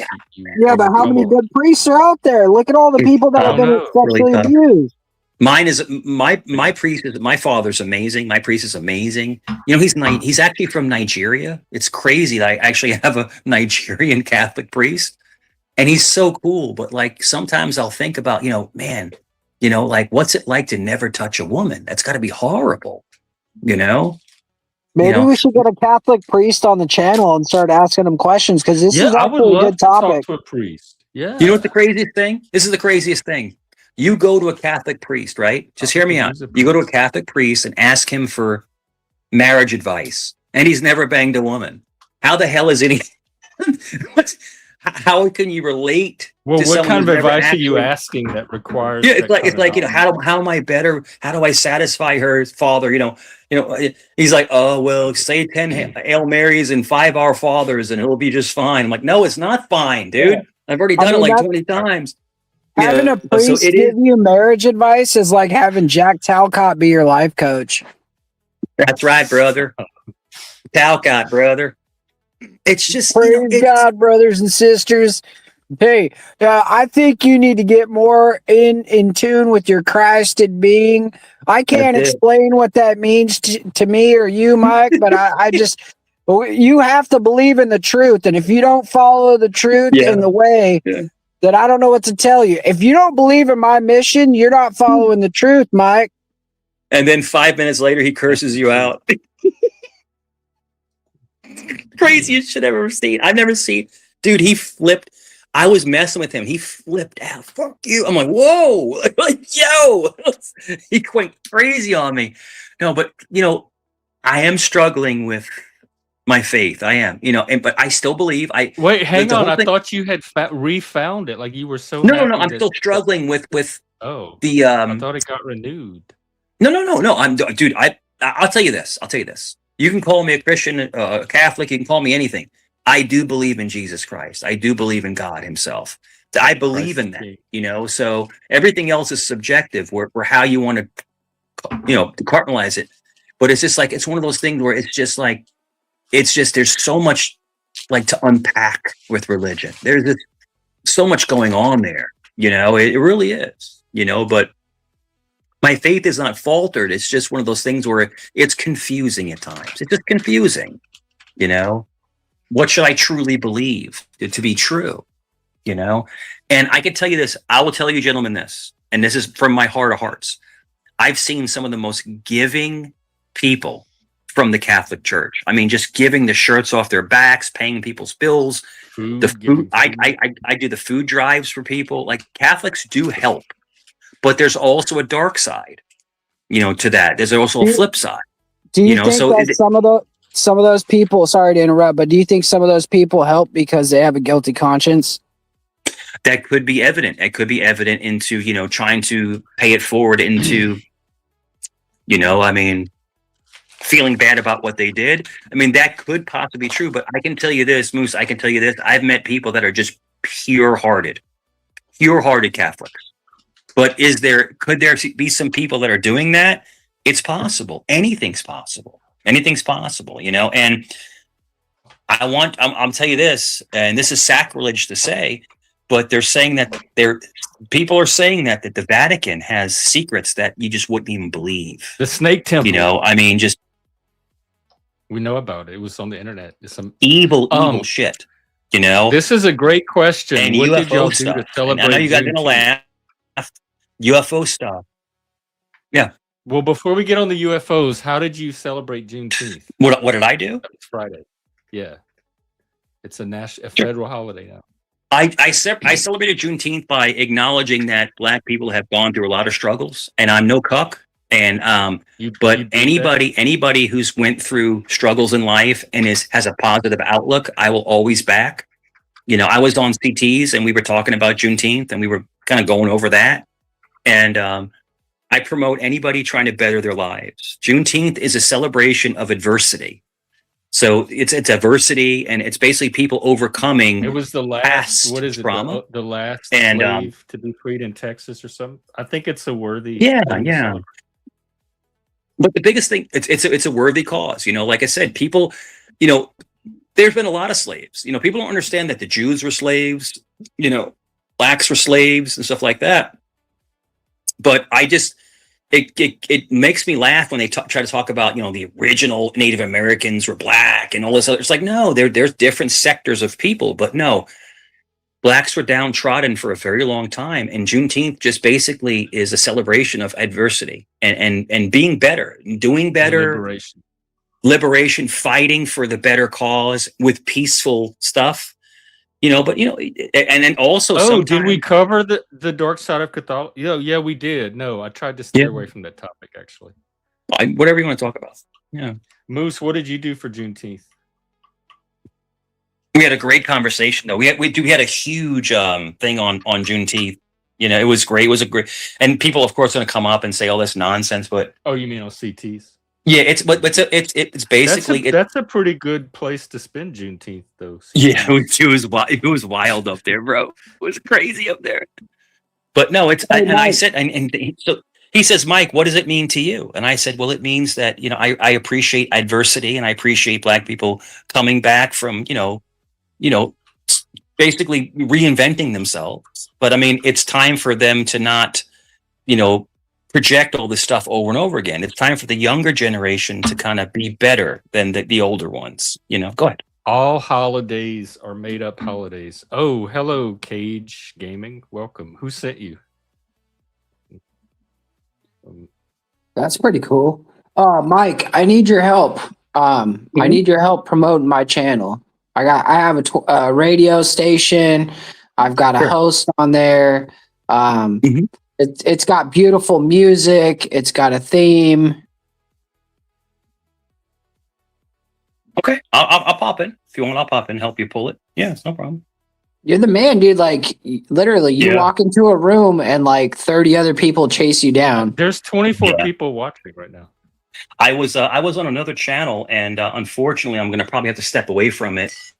But I was on another channel, and people were attacking me left and right, and the channel owner was like making fun of me. I was like, all right, cool. I'm out, dude. I mean, you're a little shitty fucking channel. Have fun. You know, so not you, sir. I'm saying somebody else. So yeah, in the story. Yeah. So if I come up on someone's channel, I'm helping them pull it. You know, it's like, you know, why are you going to joke on me? But people do follow. People follow around. And Moose, I'm telling you, there's people that actually are getting seriously angry because they're running out of content, and I'm always good content, but I've I learned to wonder if be you more. could try to make me a little money before you go. Of course, yeah. Hopefully, I made Joe like a couple $100 last night, so hopefully I can make you some Ooh, money. we got rent coming up. Yeah, I made you a couple $100. I made him a couple $100. Hey, They kept- we want to welcome Kage too. Yeah. B says he's sent him here. He's a friend of B says. Welcome, Kage. Yeah, salute. But I'm telling you, man, that the tone scale works, man. And Jeff, I think you know how to do it. Like the way that you are very calm. When things kind of pop off, you're very calm. And don't Yeah, like but engage. you do it in a different, like a way I know. that I don't know, because It's very interesting. The way you use it is masterful. Yeah. So what you do is sometimes you'll come up so I was on a panel last night, right? And I had someone come up, and they're not a friend of that channel. Like I know that they're a psyop. So I'm just being chill, and then they attack me, and then I just literally just nuclear bomb them for an hour, and then I drop, and they're like begging me to come back up, and then I won't come back up, and they're begging, and I come back up, and then it's just a circle, troll, man. It's just a circle. Yeah, that's all it is. It's a circle, man. But no, it's all fun and games and love and war, man. It's all good. Well, good thing that doesn't happen here.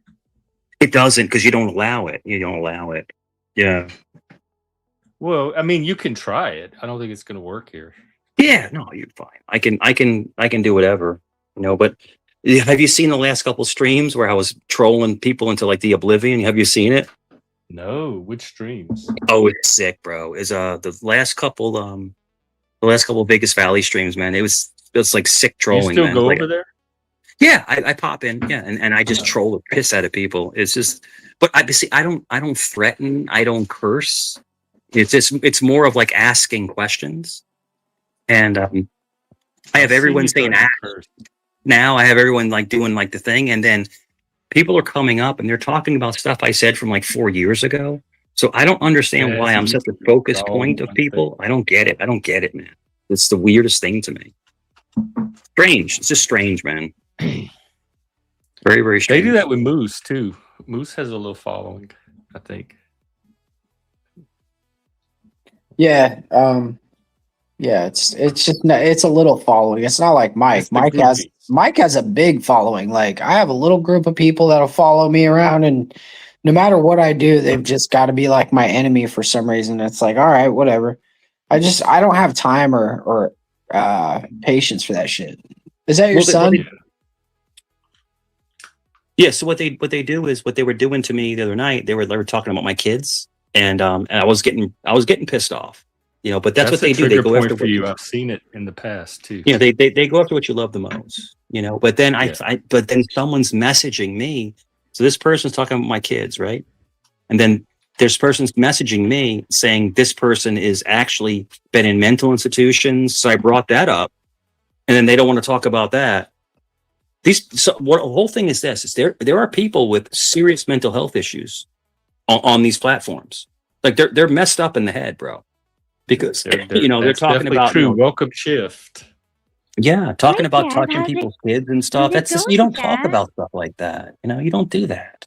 I don't let people do it here. It doesn't happen. No, I know you don't. And I got really pissed off at the host that let it happen. I got pissed off at him. Hey Jeff, what's up? Are you okay? Yeah, what's going on? I'm having a great Monday. I'm testing my new headset. Testing 1 2 3 4. Testing 1 2 3 4. You are here.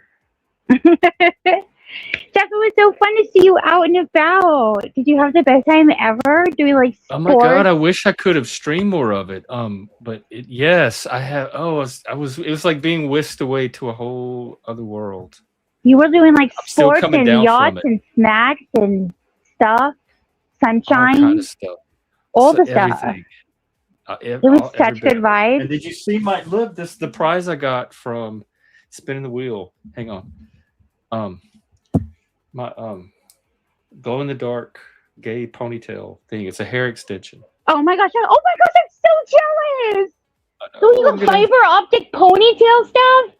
Yes. Look, it's a rainbow flash braid. God, I'm so legitimately jealous. I have never been more jelly of anything. Okay, first of all, that could go in the front or the back. You could do like you could be on My Little Pony for Halloween. With the antlers. Or that. I mean, Yeah. Sure. That's more on brand, I suppose. The Pony Brigade. Dang. What'd you do this weekend? What's going on with you? Stuff and things and Oh, okay. So you had a good weekend as well. I had a good weekend. I had a great weekend, thank you. Good. What'd you do for Juneteenth? Which was Friday. Celebrated freedoms of all people. Okay. Salute. Oh, my best friend left. Sure, Kage. Well, not.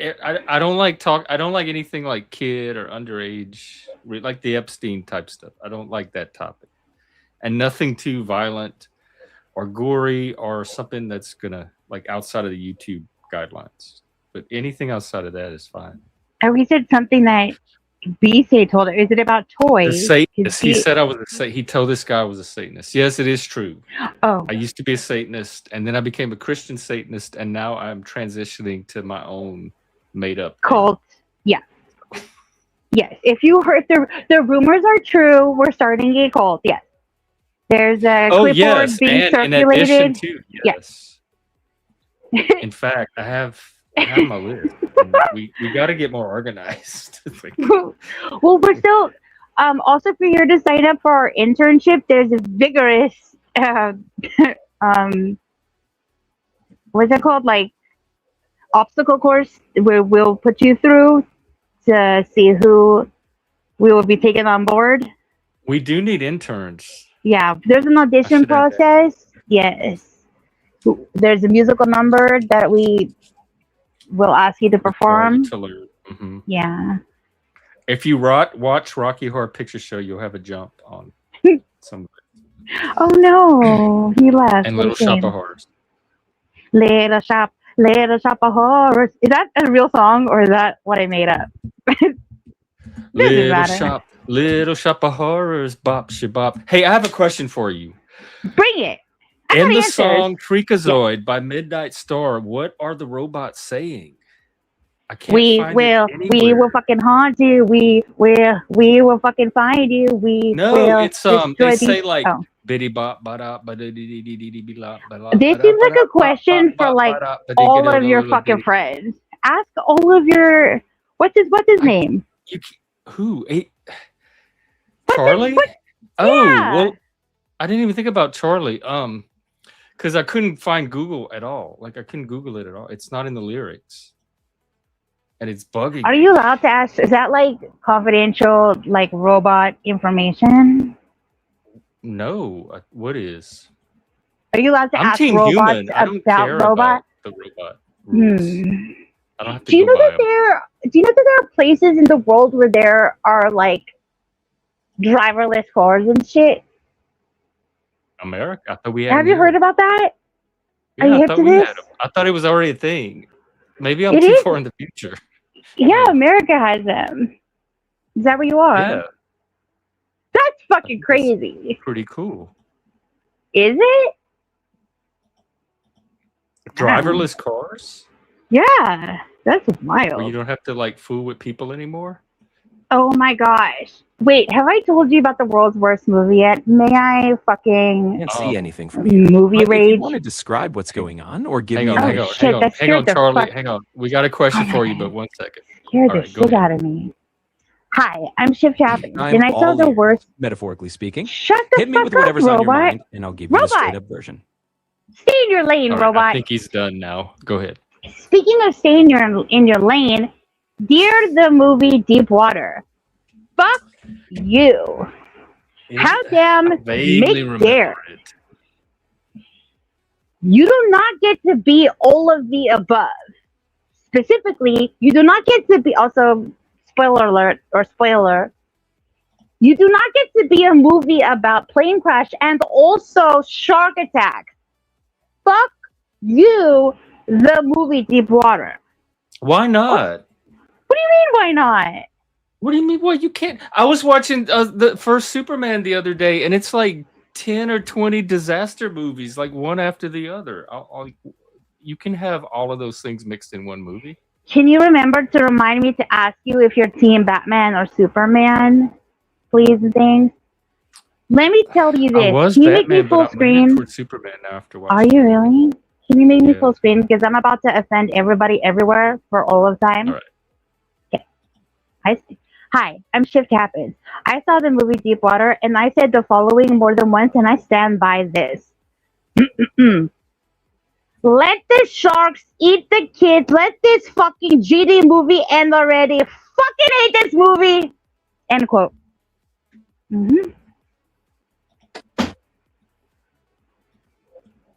Mike, did you see the movie Deepwater? Me? Is that different than Deepwater Horizon? Oh my god, if there's a sequel to this fucking movie. I didn't know Mike was here. When I popped up, it was if... just Jeff and Shift, so I didn't come up here with Mike. Just for that. Are y'all beefing?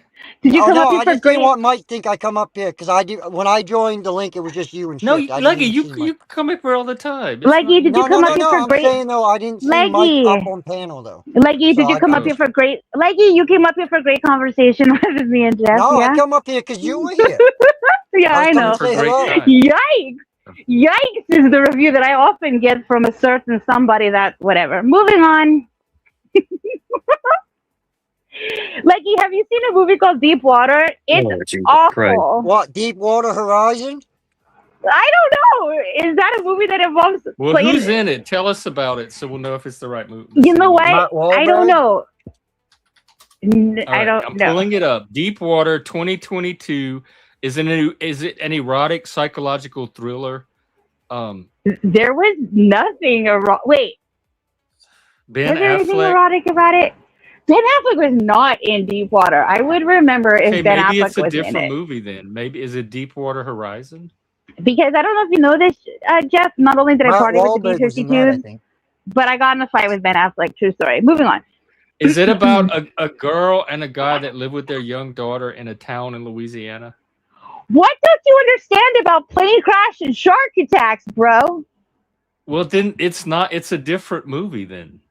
Okay, I'm pretty sure it's called Deepwater.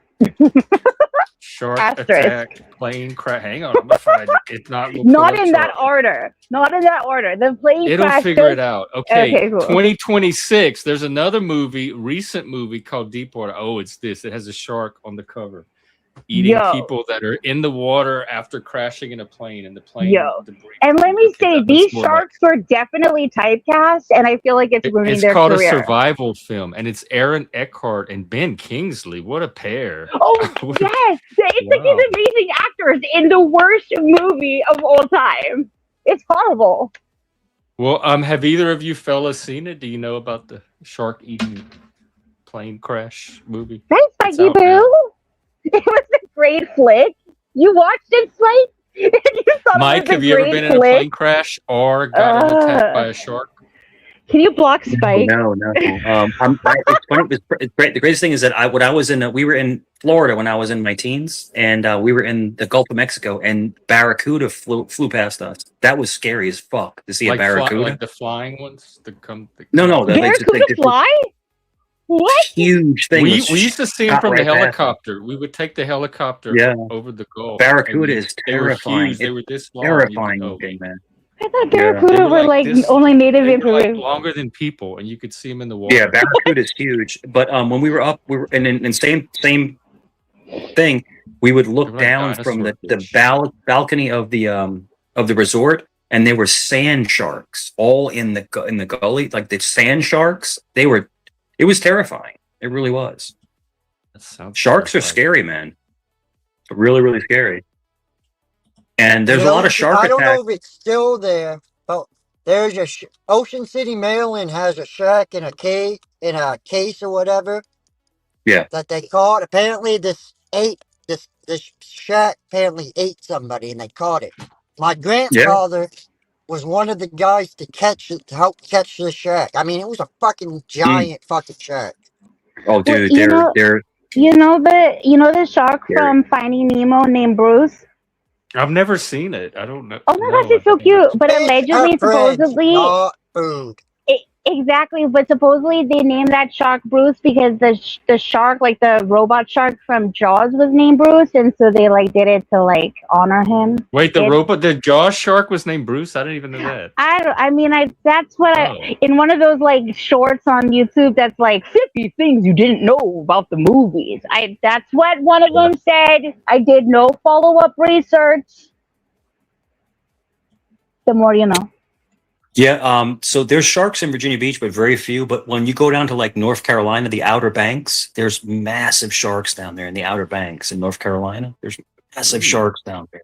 So it's wild. You know, to be in the water and see this 10-foot great white. What about the sharks right here on YouTube? There's sharks everywhere. There's sharks everywhere. And barracudas and piranha. Yeah.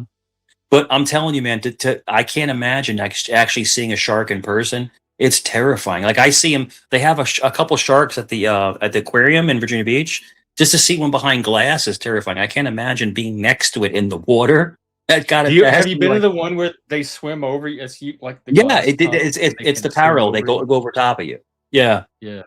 And but I'm telling you, in the wild, when we were in the Gulf, a barracuda flew right past us, and this thing was, huge barracuda. And it flies right past you in the water. And it's you know how helpless you are, because if that thing wants to turn and bite you, there's nothing you can do about it. Nothing you can do. Were you the scared? Fish? That's the fish's kingdom. The fish is gonna get you. So yeah. Yeah, mangy could take care of it a bit. They have big sharp teeth, man. The barracuda has big sharp teeth and shit. Oh my god. Want me to get the You want me to get the mangy shirt? I'll get the mangy shirt for you if you want. I'd like to see the Rutgers football uniform. Yeah, they'll bite the crap out of you. And piranhas, piranhas are little, but they're vicious, man. You ever see when they would drop the meat on Amazon, and the piranhas would come up and rip it to the bone? Just clean it. Holy crap, man.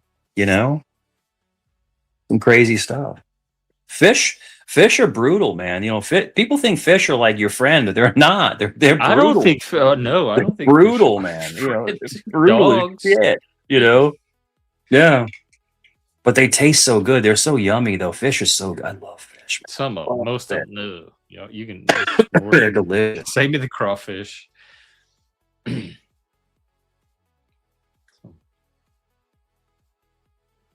Whistle, Jeff. A rare moment of silence. Oh, because he left.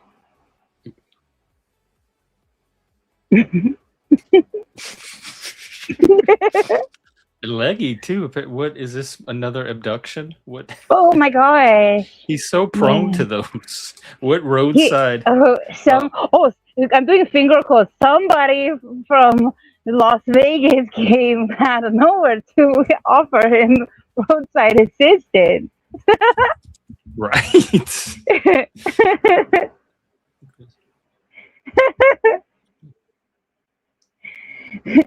Internet go 15407. Be nice. Wait, you won those glasses? I spun the wheel. That's how I got. They had all these little tents, and I cannot believe you win prizes. I can't believe you got those fiber. That is so cool. You should tweet. Yeah, there's so much you could do with that. I am so happy for you. They're gonna, it'll get you, and it can go. We're not gonna lose you at nighttime. I'll have to do something out in public at night with it. I could walk Are they around waterproof? town with my glowy antlers. You should make sure. I don't know. It's battery powered. Okay, yeah, be careful. I guess. I don't know. Yeah. I won't go out swimming. when it's raining. Yeah, don't go in the water. Don't go swimming. Don't go in a swim up here. Although if anyone has a hot tub. Okay, cool. Just don't dunk. Yeah, no, I won't dunk my flash braid.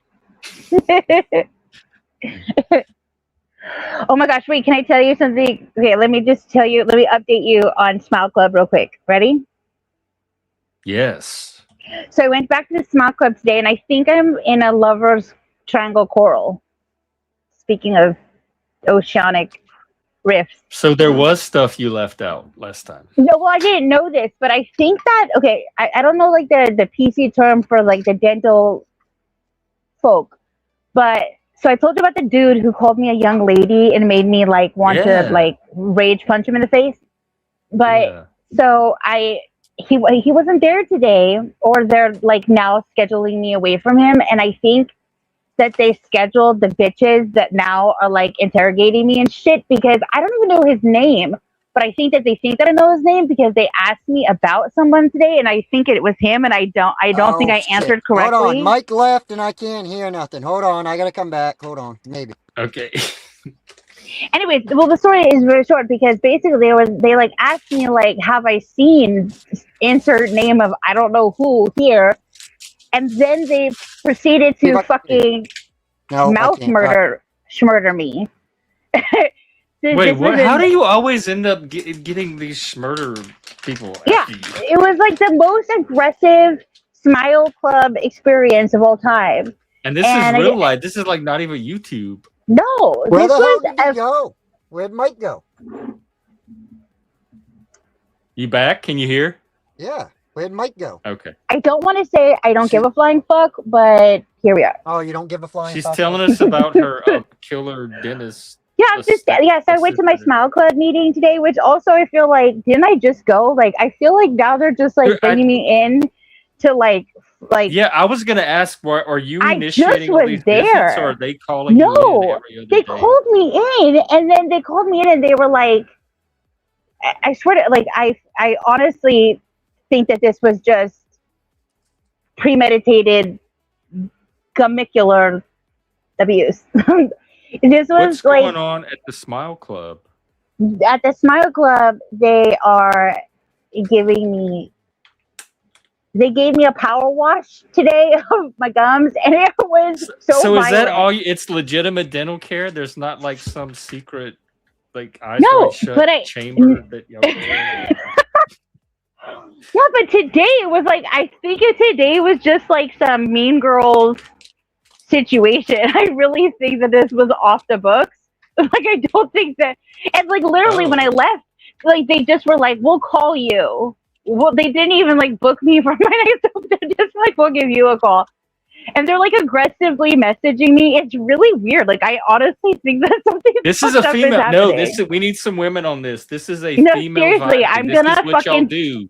That something fucked up is happening. Something fucked up is totally happening. I can already tell. See, I'm even feeling the vibe. Because like literally the first girl came in, she was like, "How's your morning?" And I was like, "Yeah, it's totally fine." She's like, "Do you know what you're here for?" And I was like, honestly, like I'm not even sure. What a weird fucking question. Because and then like the actual dentist came in and he was like, "Hey, it's like good to see you again." And I'm like, "Yeah, I'm here a lot." That was like the young lady one. This was like a girl, right? And she was like, "It's good to see you again." And I felt like, okay, yeah, it's nice to see you. Then this chick came in wearing like a fucking like Dexter outfit, and I was like, "Oh, this can't be good. Like, why are you wearing that? Like, why are you wearing like a hazmat outfit?" Like it looked real scary, you know. And I was like, I took off my glasses because, like, you know, dental stuff or whatever. And she said to me like, "There's gonna be a lot of water, so if you need me to stop, just let me know." That is I've never heard that line before. They tell me that all the time. Yeah. What? Okay, things are getting fucking weird. Okay, so. Here's the thing. Do they still do the like the big lead vest when they take the X-rays and then they go behind that wall? Yeah, but at this place, like every room, there's one super X-ray place with like the thing that like goes all around you, like the airport X-ray thing. Yeah, like it's like a gravity blanket, a weighted blanket. Yeah, but also every room has their own like X-ray thing that comes out of the wall. It's very high tech, and then they have like handheld X-rays, and everybody has like iPads and shit, and they're all just like people bop doing. It's fucking weird, but like whatever, it's cool. Anyways, this chick fucking hated me. So this is what I've decided. She and young lady man, or like the one that said young lady to me. There's something going on with them because she was interrogating me and she was power washing my fucking mouth. And she used such. I literally said to her after, I was like shaking, and she spent like, she did like whatever was supposed to take like what 25 minutes. She did it in like 2.5 minutes. What I mean, I'm exaggerating, but she did it in world record time. So do you think you were there for a cleaning at all, or were they just? No, I was there. This was also this was psychological warfare. Are you a pawn, or are you part of who the warfare is directed at? I don't know. This was a warning. She asked me like how he was, and I'm like, who? I have no idea what the fuck you're talking about. I don't know. It's fucking weird. I'm not the only one that experiences that kind of weirdness. And then she just fucking hosed my. Hey, have you run it through AI? Because that's what I do when that kind of stuff. No, I don't. I'll describe it. I'll be like, okay, what's going on here? Help me understand this and analyze it for me. No, but I did. Okay, this is what I think is happening. No, but I did watch this video where people were saying, "What's the craziest thing that you've used ChatGPT for?" And some of the comments were like lawyers that use it to practice their like upcoming cases, and they'll have like ChatGPT present like arguments and shit, which I was like, that's fucking fascinating. Oh yeah, I can see it. I read or like the lady was saying that one person forgot to pay or wanted to cancel their like membership or whatever to ChatGPT, so they had ChatGPT write the letter to ChatGPT requesting a refund or something, and it like got the refund from him or whatever. I thought that was pretty funny. Anyways, that's my boring Smile Club, whatever. No, it's not. It's like the latest saga. I can't wait for the next episode. It's scary. It was like an aggressive flossing, like we need to find a way to turn this into a like Netflix. I'm gonna record it next time. I'm gonna fucking let my. I'm gonna record it next time. I'm gonna put my phone. I'm gonna let it record from my purse and like let you guys hear. And make then sure if it's a one-party consent state or two-party consent state. Otherwise, I don't give a fuck. We'll break. No, yeah. I think I'm in a we don't give a fuck territory. Outlaw mode. Dude, this bitch tried to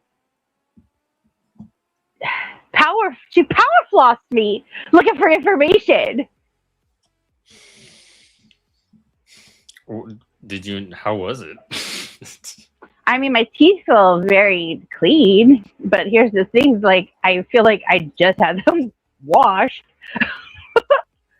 It's also, I feel scared. Well, when is the next Smile Club? You have to wait. The ball's in their court. They didn't schedule you. Yeah. Well, I think that maybe like now I'm like doubled up. So they said now all of a sudden it's like where he's like 3 months, which I thought was the plan. Because you were going like every other day, like at least weekly. Feel like it. I feel like I've been there a lot of times, which I don't know. I was getting a lot of attention. I would start with the AI. And see I'm not going to bring a robot into it. It helps me a lot. Okay, for you. Because anytime, I used to have to sit in my room by myself for hours, sometimes days, analyzing this and pondering it and speculating, like trying to figure out and guess what it could be. And now I just ask the AI, and it's like, here's the likely scenario, and it gives me a starting point where I don't sit and have to do all that work on my own because I don't know what I'm doing. The AI is a lot better at it. I just like this. This seemed really clear because there just was like this like steady stream of like these like fucking weird bitches that came in. Like I had never seen these bitches before, and they just like kept coming in and like asking me weird questions, and I could barely hear them because I just had like power wash in my fucking cranium hole. You know, I'm like, I can't hear you with a fire hose in my jaw. They could have been mocking you and making fun of you the whole time. Probably. That's what a mean girl would. That's what mean girls would do. Here's the thing. I think also, you know what I'm going to do? I'm going to stop wearing dresses when I go there. I think they don't like that. But I also feel like because I Why told you would that you one time. wait? Hang on. Who cares? Why would you not wear a dress just because the office staff? I don't know, but I started to wear dresses there because the time that I almost like passed out there, and I thought like if this is how I go out, I want to be wearing a dress. Yeah, that makes sense. I would not stop wearing a dress. I don't know. Not very punk at all. I want to like feel like because I like never I don't know. I want them to like think I'm like I got places to be. I got things to do. I'm like, this is all I'm doing today is I'm here. But also, I don't want to leave here drenched with fucking, because they're just hosing me down. Just to, what's that called? Like, they're like waterboarding me now just because like this fucking dude. Oh, with the spray. Yeah. They're like not even trying to like fucking. That and the power floss combined, that gives them a lot of leverage. She's like, oh no, sorry about that. And then how they like give you like that bib thing, and it's like made out of the most like coarse material of all time. Bib. Yeah. So like one bitch is like fucking just wiping my face with like the sandpaper shit. And it has the plastic on the other side of it. It's like and they luckily today I was running. Luckily I didn't have like makeup. You know what I mean? Because if I had like makeup, and then they'd just be like smearing it. You know what I mean? Rip it all down your face just, like, after that. That's the thing. They wish that I had cared. Like luckily I only halfway care. You know what I mean? I dressed up, but I didn't like doll up. Yeah, not for the dentist. That would add even more complications to this. No, I didn't have time. I chose sleep in over that. Because sometimes I will. Yeah, sometimes I will try. I'll like match. I kind of, but not today. You went for it. Yeah, and I did. I went with. I went with a dirty girl hairdo too. I didn't even do new curls, nothing. Day old, buddy. How often do you wash your hair? Every day. Oh, because my barber told me it wasn't good to do it every day. And once a week. Do you use harsh shampoo? I don't use harsh shampoos because I'm allergic to a lot. No, I kind of like That's how my my girlfriends like the pageant ones and stuff would do to keep their hair really nice. Use harsh? Yeah, the ones that really had to care about their looks and their beauty. They would use harsh ones or not harsh ones? Harsh shampoo. Oh, horse shampoo. Horse, like yeah, the mane and tail. Yeah. I How does the horse go? Clip, clop, clip, clop. Yeah, horse, mane and tail. I know what you're talking about. Yeah, Leggy, how does a horse go? Make a horse noise. Yeah. What? Make a horse noise. How does a horse sound? I can't get it. Nay, I don't know. That. Oh my god, that was so much better. Yeah. That was more like a goat. Horse and tail shampoo. Horse and tail, or mane and tail, or something like that. Mane and tail. Yeah, that kind of stuff. Yeah. I know what you're talking about. That's a cool shot, Leggy. Like you have no face. The alien. Oh god. I was just looking at my receipt. I bought 1, 2, You're 3, shooting 4. light out of your face. It moves when you turn. 1, you bought what? 2, 3, 4, 5, 6, 7, 8. I bought 8 items and just spent $140.71. Ooh, this is like the Price is Right. What were the items? You bought fun cigarettes? You can match the prices. No, I didn't buy cigarettes here.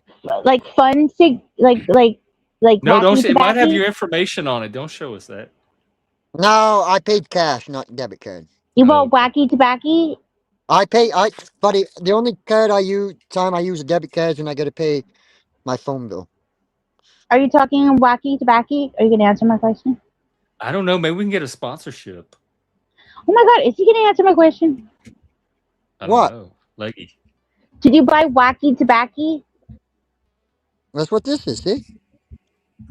Oh, that kind of store. That's where you were. No. Tia's I right. went to I just went to Dollar General. Wait, what? You bought 100? Wait, what did you buy? How much? I went to Dollar General and I just spent $140 fucking dollars at Dollar General. And you bought 100 items? No, I bought 8 items. You went to a dollar store and bought 8 items. Dollar General. And you bought 8 items and you spent $100. Do you not have a Dollar General where you live? You're missing out because apparently that's where all the action is. Isn't a Dollar General like a dollar store? No. Yeah, they used to have Dollar General, Family but Dollar, your Family Dollar Store. But your Dollar General is a $10 store? No, Dollar General is just a store. Like it's like sell, the Dollar Tree was. Like the Dollar. No, I'm not Dollar Tree, but Family Dollar. Like Family Dollar, it's pretty much a Walmart. Oh. Just I know for where Walmart is. Well, it's Walmart. I would say is like a step up from the Dollar. Oh Store. yeah, I It's mean like Walmart's definitely a step up. But when you live in Down East Maine, they sell like flip flops and jellies. Oh. Yeah, see. Oh my gosh. Tupperware, weird household items. It always had a weird smell. It had the dollar store had its own specific smell. Yeah, that. You know what? I did buy a new conditioner today. What smells was real it? pretty. Paul Mitchell. Does it have agua poop? I can't remember, and it's in the other place, the other room, but some kind of like, it was like some kind of like dessert fragrance. All right, I gotta go home. Like, I gotta go clean my truck. like a strawberry shortcake or something like that. Oh, you're headed home? Oh, I like that. That sounds like strawberry shortcake conditioner. Sounds nice. That's like I like that. Another adventure already.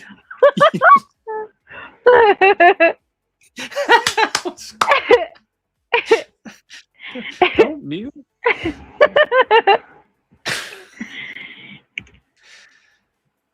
That's the kind of reaction I'm looking for. I'm I like. I'm on the edge of my seat. I can't move. I'm so in suspense right now. Oh my gosh, Stefan, look, I got a new snack.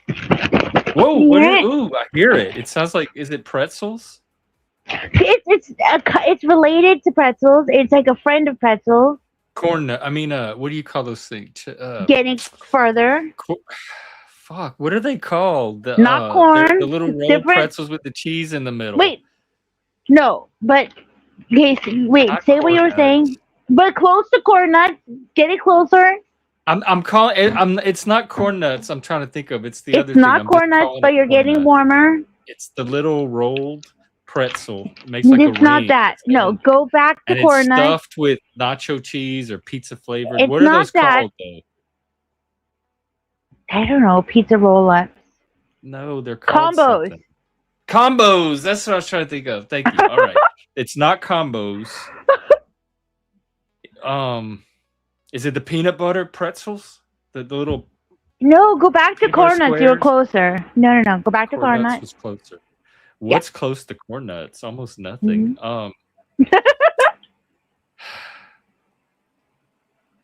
Mm-hmm. I'm stumped. Okay, you were at pretzels. Okay. Pretzels, corn nuts. Mm-hmm. What's between pretzels and corn nuts? Mm-hmm. Because there's things like pretzel sticks, the little flattened pretzel crackers. Okay. Is it pretzel related? Like pretzel? No, you went from pretzels to corn nuts. I said you're getting warmer.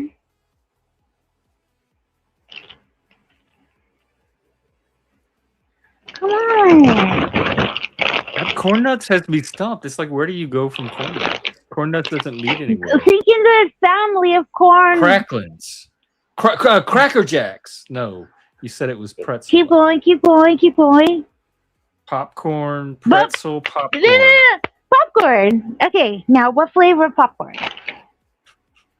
I've never had this flavor of popcorn. Caramel, salted caramel drizzle, cream, brulee, pudding. Keep going.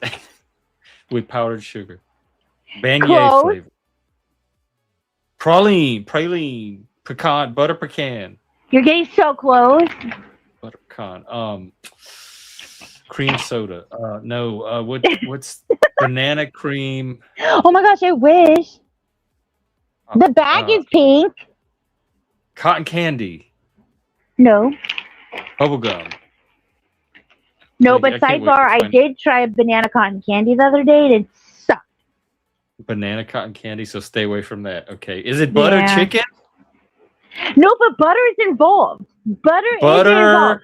Movie popcorn butter. Something butter. Something butter. Cocoa butter. Not chicken. Nut butter. Nope, this is not the nut part of our... Apple butter. Nope.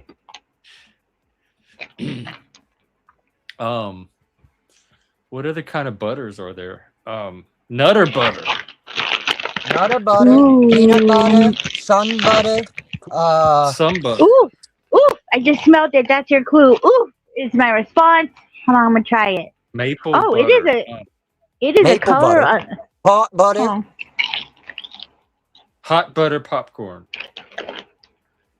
We have another one for maple. It doesn't taste like what it is called. Doesn't? I don't think I like it. Peanut butter. No. Oh. Is it like peanut butter, like a nut that you make in butter? Sun butter out of sunflower seeds? Nope. No. Sunflower butter. Sunscreen butter. So close. No. That cocoa butter. Ew, I hate it. Wait, what'd you say? Cocoa butter. No. Coconut butter. No. Oh, I'm so sad. I hate it. Avocado butter. No. Shea butter. No. What other butters are there? Bitter butter for Betty's I don't think batter. it's like I don't think like you normally think of this as a butter. Well, how are we gonna get it? Let's see. Yeah, go back to just like butterfly. flavor. Butterfly butter.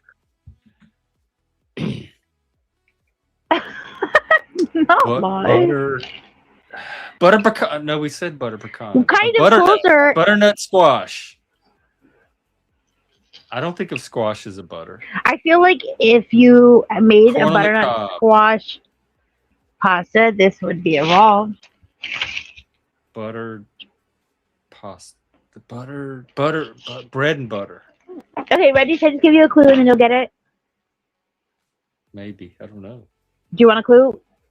Maggie, what you need to catch us up. I'll take a ready? Can I have a hint instead of a clue? Yeah, not a here's food, the clue. Ready? Spice. Tomato butter. Ew. Garlic butter. No, that would be great. I know, I'm hungry now. Wait, what was the clue? Spice. Spike? Spice. Spice butter. Gingerbread butter. A spice. Ace. It's a spice. Cinnamon butter. Yes. Oh. Like Texas Roadhouse. Like what the Texas Roadhouse gives you for their fucking. Yes, I guess. Yes. Yes. Actually, I just tried that butter. Like, not from the restaurant, but. Yep. I know what you're talking about. I buy the top tea to use. I bought it. Yeah, I had it shipped to me. That. Have you ever tried? It's like starts with a P, like pagri or it's like a fancy like cheese bread. I get the garlic and herb cheese. Oh my! Pecorino? Huh? Is it pecorino? Maybe cheese? It's like a brie type cheese type deal. It's a soft cheese. Yeah, let me look it up. Oh my I like gosh, the garlic and herb. Oh, I love cheese so much. I love cheese so much. I do too. Well, see if it's this cheese. I should have been a fucking mouse. I like. Oh my gosh, I love it so much. Is it this stuff? The Wait. No, what I buy, it comes in a a little tub. It's like a dip. It's like a cheese, like a pub cheese. Yeah. Yeah, Jeff. Is it it comes cheese in like whiz? a little.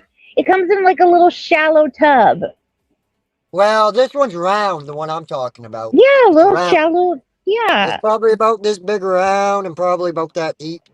Yeah, that's wait. You don't call that a little shallow tub? Like What a would you butter? call that? I can't believe it's not butter. Or was it parquet? Margarine. Did you hear him shut me down? Did I hear him shut you down? Oh, Leggy, we want to know what happened. Fill us in. You were animated. Your mouth was going like this. Oh, I was talking. There was another fisherman beside me, and he had something on the back of his truck. He had halibut tubs on the back of his truck, but the way he had the barrels, he had slits cut in it. So I was just picking his brain on how that worked, how the barrel worked the way he had it. There's like fisherman talk. Yeah, pretty much. I didn't actually mean to mute. I was gonna be a fisherman just for the halibut. Bada bing, bada boom.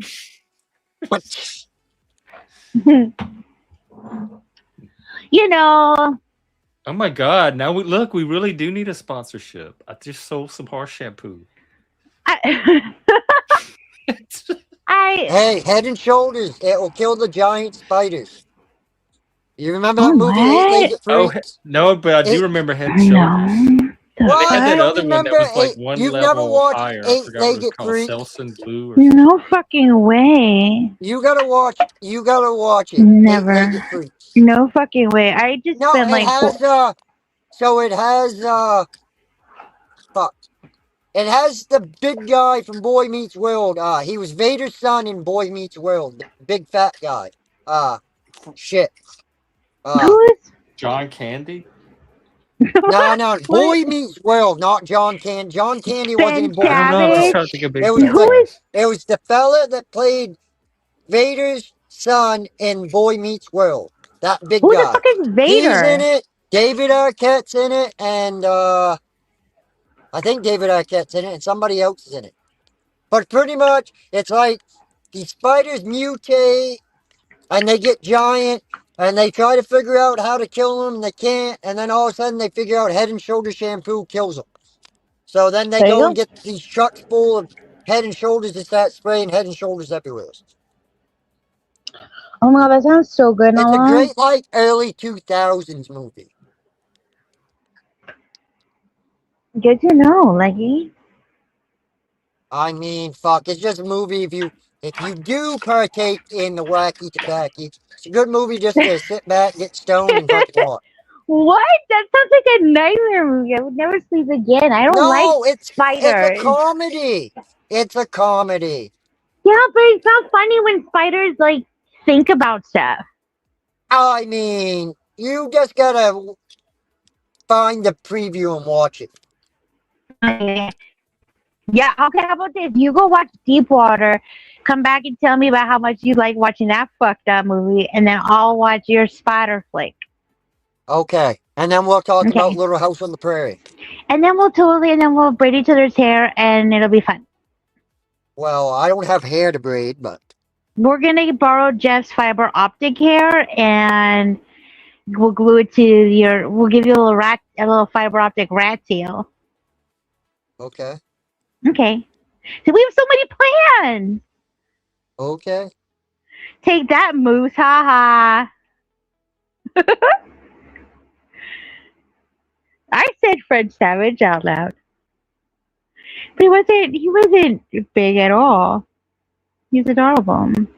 Who? Fred Savage? Arachnophobia. I know he wasn't. He wasn't. No, Fred Savage was not. Fred Savage was not the son of Vader in Boy Meets World. Who's Vader? And Ben Savage is not a big I can look it up. Y'all still guy. haven't figured it out. My God, let me look it up. He was one of the. Oh my God! Yeah, put your glasses on. Look it up.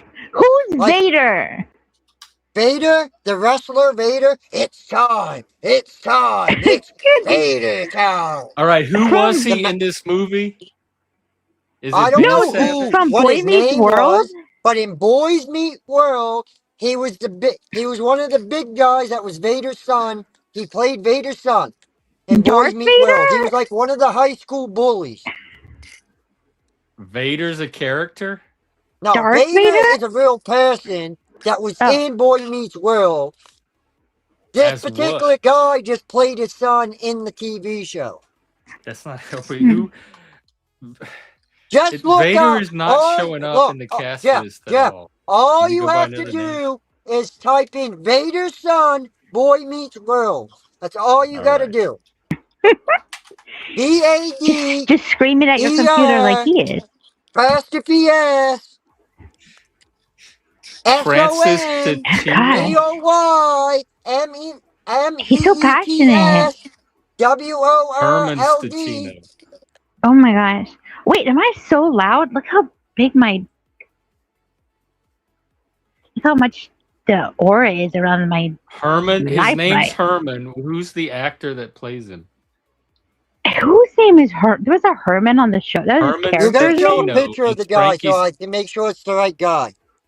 Oh, maybe it's Frankie Sticino. Frankie! It might not, I don't know. Maybe it was Frankie. All right, but who plays him? The big guy. I got to see the picture. It's a big guy. Ethan He's not Suples. yelling at me. Like he's a big dude. Like he's not skinny. He's a big, hefty guy. Spike is yelling in the chat. He's all caps in it. Spike, am I screaming? Right, tell me if this is him. I mean, I'm not, but... Is my microphone okay, Spike? Is it this guy? Yes! Wait a minute, that guy, isn't he from, like, You Don't Have Shorts or something like that? What is that? Like some kind of camp show? I don't know, but he was in Eight-Legged Freaks. He's hot. This is the same guy? That is I a don't know glow what he up. looks like now. Oh my That god. is a glow up. What a Good for daddy. There's him. hope for everybody. Wait, look up You Don't Have Well, I Shorts. don't wanna Or overpromise. Camp You Don't Have Shorts or something like that. This From, is like, the same Nickelodeon. person? It's a good microphone? What? Oh my god, it's amazing. Thank you, Spike. Oh, god damn it, I lost audio. What the fuck? I don't know. Something. Shift started talking about microphone. What is your picture? Take off. That looks like a fucking... That looks like that's from the movie Teeth. This is from real life. He caught this. Oh my god. I got Shift's voice back, but I can't hear That's Jeff. probably his hands. That's a wolf I'll fish? tell you what Hold he's on, saying. I'll come right back. Hold on. He said, change your fucking avatar. He's well known Parker for being Lewis. female.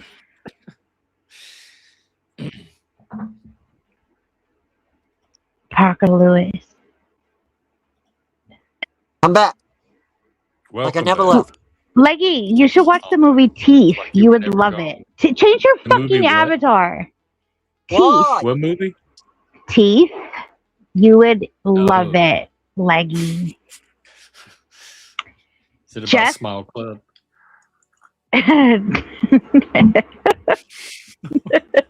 It's a different kind of smile. Jeff, you should never watch it, but Leggy has to watch it. No, I know enough to not even try to Google it. Yeah, don't Oh, I look it love up your- ever. That looks like a goat head on a chicken. Is that a goat? That's Why is his it What? black. That's my That's fucking his Black rooster. Hawk. That's What are his you Black talking Hawk. about? It's his Black Hawk. He wants you to look at it. Are you getting excited for the BBC on camera or what? I'm sorry, I can't hear you. I'm going through a tunnel. Leggy Moose wants you. What does Moose want? Moose is after you. I don't know. He's in the chat. Yeah, he's only addressing you. He didn't even say hi, bestie, to me, but I'm gonna say, hey, bestie, how's it going? We're to Oh, right. Yeah, Mama he sure did. Moose. Moose, you and Shift are best friends now. Yeah, we're best friends. I don't know if that came through really today on the panel. It didn't, but it did for me. And we're also like at that place of like such best friendshipness that we don't have to like rub it in people's faces. We just All the know. time, every day. Yeah, it's Yeah. like we don't have to be like Just be obnoxious remote. about it. It just is. You know what I mean? Well, I mean, I Yeah. feel like the least he can do is do some science for you. That's just He should that's what totally. best Oh friends my do. god, that motivates me to want to hurry up and do it. I need to do science with like 4 people. And now he's on the list. You're on the list? Barney, Bestie. and who was the other guy that agreed, that said he would do No, it? Barney's number 1. And I really need to do it because I'm really excited to do it with science. I've never done science with Leggy. Yeah, Leggy's got to do science for sure. It seems like there was someone else. Oh, the chick from here that like I have that like loves me the most and I love her back. She's adorable and she likes me and she makes me nervous.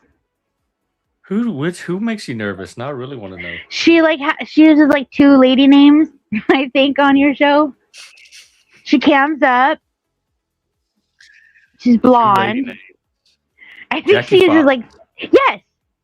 Oh, she's gonna do science. Yeah. Yeah, she'd be good at science. Yeah. Okay, so yeah, we have like a whole half a season. Yeah, there's like so many people that are gonna do science. I just have to like do it. Jeff, also, I next leveled my sleep situation by getting a new pillow. I think NASA invented my pillow, and like the space foam kind. It toots its own horn in the realm of something like where it's like, I'm the most huggable pillow of all time. Yes, it is. Yes, what do you mean, fucking it talks is. to you? No, but on the packaging. Oh. And like, I was on the market for a very specific kind of pillow. I was looking for like a corner pillow, and I fucking abandoned. I was looking for like one of those like, you know, like a sit-up pillow with like arms, like armrest. Oh wait, like is this a corner pillow? My grandma used to have these. Yeah, I was looking for like an old lady pillow because like I felt like I needed like a pillow to give me structure because I feel like I'm chaotic in my sleep or something. This is going way beyond a pillow, is it? This is very metaphysical now. I was looking for like a pillow to like keep me organized in my REM because I was waking up like what the fuck, like with whiplash. Oh, and was there an echo now? Hello. There was for a little bit, just at the whiplash part. Say whiplash. Anyway, so I went to the store looking for a fucking seatbelted pillow or something. Anyway, and then I fucking touched this one pillow and it was fucking over. It was Dunsies. This is the softest pillow I've ever fucking encountered in my life. And then the bagging of the pillow had in big letters something about it being so fucking huggable. It is, you touch it and you are like, you're my new best friend pillow. I wanted to give it a name. Sir, do you have a question in the front? Yeah, I do. Just a brief, if I could. Yeah. You got it to give you structure, but it sounds very soft and 100%. I said, "Oh no, I shouldn't have touched this pillow because my plant. It's all out the window with this. Like that's my neck is gonna hurt. Yeah, 100%. Yeah, 100%. My whole like my situation is not gonna get better. I just got a new friend out of this. Yeah. Do you feel like it gives you less structure? Because that would almost be a temptation. Yeah, no, it's like totally fucking made it worse because now I just like wake up from my like craziness. Where's my pillow? So I can fucking hug it. And now, and I've like bothered everybody that'll listen to me about it because here's my situation. And now I have this pillow that when it's naked is so soft, but society wants me to cover this pillow, suffocate it. Inside of a pillowcase. No, but you're supposed to put the pillow in the pillowcase. Just get it registered as like a service pillow, an emotional support pillow. I do want to walk around with it. It's also kind of heavy because it's like made out of like space or something, or not space. I don't know what it's made out of. It's so soft though, Jeff, and I feel like I need to get consent from it for all the things. It's so soft. It's so fucking soft. But I also felt like they did a number on me by having only one of its kind at the store. The other pillows, there were all these other pillows when they all had friends, except for this one pillow was the only one. And so I felt pressured to fucking get it. It's like a pillow rescue. Yeah. Like when I did this, like I got hired at this one place. I had to like sue. It was a whole thing because like they were crazy and whatever. But they were just like, it was kind of like it was good training for like our cult stuff because they were definitely a cult. Well, they were a cult, and then they hired a cult. They were like too cheap to go like full Scientology, so they went like team with Scientology. I probably have talked about this before, but they hired me, and they hired one of my friends that I met through this. They hired both of us, and so we met by being hired by this company. Together. Well, we got hired for this company to do events for them. We never actually started the job because they sent us to the cult training. They sent us to like this bougie like resort training, and the resort training at this like hotel was like a conference, and basically at the conference they just trained us how to be like con artists, and it was like fucked up. And I don't drink, and this was like years ago, but this was like the one time where I like got up out of the conference and I was like, fuck it, I'm going to the bar. Like I just was like, I'm out. Like I cannot handle this. Because there was like 3 hours of training on like, and it was like this like psycho bitch with like a Karen Bob haircut, and she spent like 3 hours, and her whole thing, it was like leading up to like, essentially what she was teaching us was like tie a balloon to like a fucking like A-frame. Like that was like the big fucking like epic, oh my god, mic drop moment. Was like, this is her fucking marketing extraordinary moment, I thought she was teaching how to be criminals. Yeah, well, the other thing was that they were teaching us was like, do this thing when you're like making an appointment with like a client where you lie about your schedule, where you like put a whole bunch of fake appointments in your calendar, and that way you're like, oh no, I'm just like so busy, but let me see what I can do. Let me see where I can like fit you in. Oh god, no. Why? Yeah, it's so stupid, just to make it, because supply and demand and whatnot. So it was all this scandal. Actually, this was for like I'm not even gonna tell you what it was for. But anyways, what ended up happening was the boss that we never actually started to work for, his wife like went into labor like a fucking like, bitch, keep the baby in your pants. Anyway, so it was like a whole fucking thing. We're like, oh, you're gonna like have your baby now? I don't think that's possible. When the baby wants to come, I don't think you can keep I would hope not. No, I'm totally teasing. But we're like, oh, you're like gonna do that now? Okay, cool. But anyway, so we like they like sent us on like a 3-day thing at this hotel, and then the rest of the time they hired like this guy who I don't want to say was a leprechaun, but I'm doing shruggy things. I don't know. It was just like this drunk dude who just came and fucking he was a team of Scientologists, and I'm gonna look for the paperwork maybe one day and show it to you. The shit that they made us do, Jeff, was so fucking crazy. And this is how I met my friend, who I can't dox her because she has like such unique whatever. But I met her. She introduced herself, and I said, I'm gonna be your friend just because her name is so cool. Anyways, but the things they made us do, it was like, draw your unorganized mind. Like shit like that. Draw what it's like to have a messy desk. Like shit like that. And there was a whole bunch of weird shit with triangles. Like everything had to do with triangles. Like, so whenever I get together with my this like particular girlfriend, we always like do weird triangle shit when we're like, it's a whole vibe. Anyway, but did you take inspiration from it? Yeah, of course, definitely. And then when I sued him, when he wrote me the check, like, because he like had to pay out, in the memo he wrote for crap because he was bitter about it. What a passive aggressive little. Yeah, no, I was like, whatever. I'm still gonna cash it. Asshole.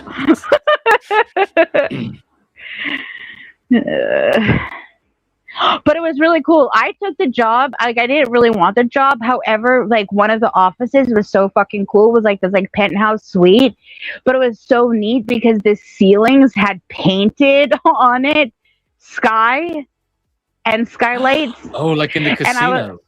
It just was so fucking cool. Yeah. And then the girl that I ended up meeting, they didn't tell her that they hired me, but I knew that they hired her, and so she was all like fucking weirded out that there were like two of us, but I was like all excited to have like a best friend, and she was like so weird with me, and I was so excited about her, and so like it took her a while to like warm up on me. But hi, Navigator. Wait, Hey, what was I gonna? one of our daps are here. Yeah. Navigator, I gotta talk to you about this whole fucking like passive aggressive shit that's going on at my dentist's office, where I think the girls want to like murder me. I got passively aggressive. No, I got aggressively flossed or power flossed. There have been today. murders in dentist's office before, at least in detective fiction. Yeah, for sure. No, like if they put me under, I would have like been real scared to like wake up with like like a missing organ or two or something. Do you do the nitrous? Have they done the nitrous? No, because I'm not like there for any like. I'm just part of like the. I don't know if you'd even need it. I don't know if you'd even notice a difference. It just makes you giddy and talkative. I mean, maybe they are like doing something. I don't fucking know. Maybe they think you're already on it. Maybe. Giving her nitrous. I don't know. That's why I started wearing dresses though, is because they gave me, because they had to use that like they thought they were gonna have to use that little thing under my nose to wake me up. They thought I was gonna pass out. Oh, like the little sniffing thing? The little bullet thing, yeah. Oh. Because I got like real like whoa. Yeah. Yikes. Yeah. And it's called Smile Club? Well, that's what I'm calling it. It's just like the like normally you go every 6 months, but they told me I hadn't gone in 5 years. What? And I got real, that can't happen again. So now I'm just going into the 3 months cleaning. That's still, oh my God. I'm lucky if I go every 3 years. You're going to have very clean teeth. Can you hear? Yeah. Can you hear me? Look, he looks like a statue. That was such a good pose. Can you hear us? Can you hear my teeth? I was told I was fat and had bitch tits the other day. Fat? Who told you you're fat? Oh my God. Doc told me I had bitch tits. I'm like, fuck, man. If you call this a fucking bitch tit, you are? That's your rib cage. So fucking flat. No, that's where my pecs are. No, those are rib boobs. Right People here. mistake mine for that all the time. What? I'm like, are you? What? Wait, I did hear. Fat ass, bitch oh my gosh. Call me fat. Wait, you're fighting with Lord Doc? Not really. I'm not truly from the fighting voice? with him. He thinks I am, but I'm not. Are you fighting with him? He's fighting with him, everybody all the time. Right? I was telling Doc that because he was talking this big shit about fighting Nunzio. So I was like, Doc, like I was trying to tell Doc, like, Nunzio outweighs him. I weigh the same amount as Doc does, right? I'm even saying throwing Nunzio around, like grabbing a hold of Nunzio and throwing him around. I could do it, but I would struggle to do it. Because he outweighs me by like 60, 70 fucking pounds. Like, you know what I mean? That's a big fucking difference. If you're a fucking lightweight and you fight a heavyweight, right? Like, there's a big disadvantage there. So, like, anyway, so I told Doc, I was trying to tell Doc this, and I was like, Doc, I'm telling you this, and I'm so fucking confident that whatever, I could knock you the fuck out if I had to, right? He took it as me trying to start a fight with him. I was like, Doc, that's not what I'm saying. All I'm saying is if we get into a fight, I'm pretty confident in myself that I would whoop your fucking ass and knock you come close to knocking you the fuck out. More likely, I'd just choke him the fuck out. But oh my gosh. That's not here. And is that when he told you were fat and had boobs? But yeah, he was like, so then he got so triggered, he pretty much stripped on camera. What? I thought it was funny. He got whatever the fuck those are, them 20-pound fucking kettlebells, 10-pound kettlebells. whatever he had. He was sitting there picking them up and going like this with them. I'm like, Doc, I pick and carry 75-pound anchors up all day and carry them the fuck around. You're Fish not way more than impressing me that. with no fucking 10, 15, 20-pound fucking weight. Like, I've proven it more times than not. Pick up 75 pounds 400 times. You tell me fucking how you feel afterwards. Oh my Like, gosh. I love all plus these the anchors. alpha The anchors are beta 75 pounds. Traps are 75 pounds to peacock 100. contest. Like, plus, I just thought it was funny. He tried to guilt me into stripping and taking my shirt off on camera. Very What interesting. the fuck? Dutchie was Boys up will there. be boys. Dutchie You was guys up are so there like, silly. take it off, talking to Doc. I was like, fuck you guys. I know how YouTube works. This shit would be clipped. Oh god. Have And you he's ever like, No done oh, shirtless? flex. You comment. should do shirtless streams No comment. and Yeah, shirtless I don't panel do dancing. shirtless streams. Oh, Look, I'm too white, alright? I got the farmer's tan. The rest of this I is bet I'm fucking more. I white. bet I'm more than you. Well, yeah, If we had a because you, I contest, mean, I'm the same way though. I'm very. Lucky, I think you guys should make up. That's You guys not should make hard. oh, up. I have no issue with Doc. I was only trying to just kind of half, I was only kind of half serious, half joking with the guy, and he Right. wet Also, brained it I and feel fucking. like as a fisher feller, like you should have a different kind of tan. You should get all that. You should start a Have a new. lobster tan. Yeah. What the fuck's a lobster tan? I don't know. Just It red. sound like Just something red. No, I ain't turning no red. By the way, I'm home. I'm not driving anymore. Okay. So I am gonna Thank you. partake in some wacky tobacco. Okay. Just for the record. Just Okay. go off. Turn your cam off. I'm not driving. I'm not in the vehicle going down the road. I'm sitting in my dooryard with the keys out of the ignition. That is, of course, your business. Although, what the fuck? I dropped it. Yeah.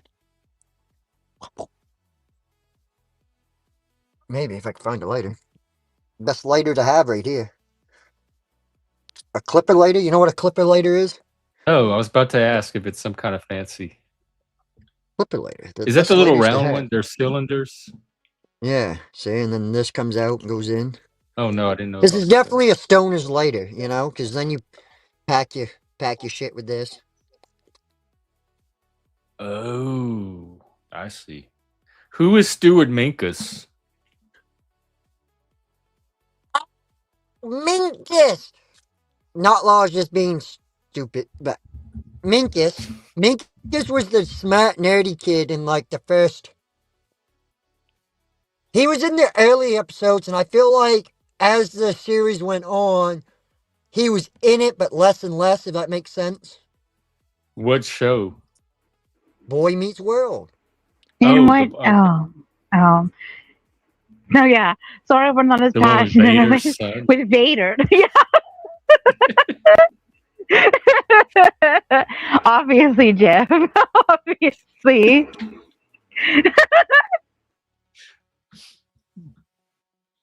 That was a good light. That lit in no time. It's like puff. But here, go look. Turn your cam off real quick. To do oh that. my gosh! Look how much your little dragon. Show us your black cock. Yeah, there you go. Wow.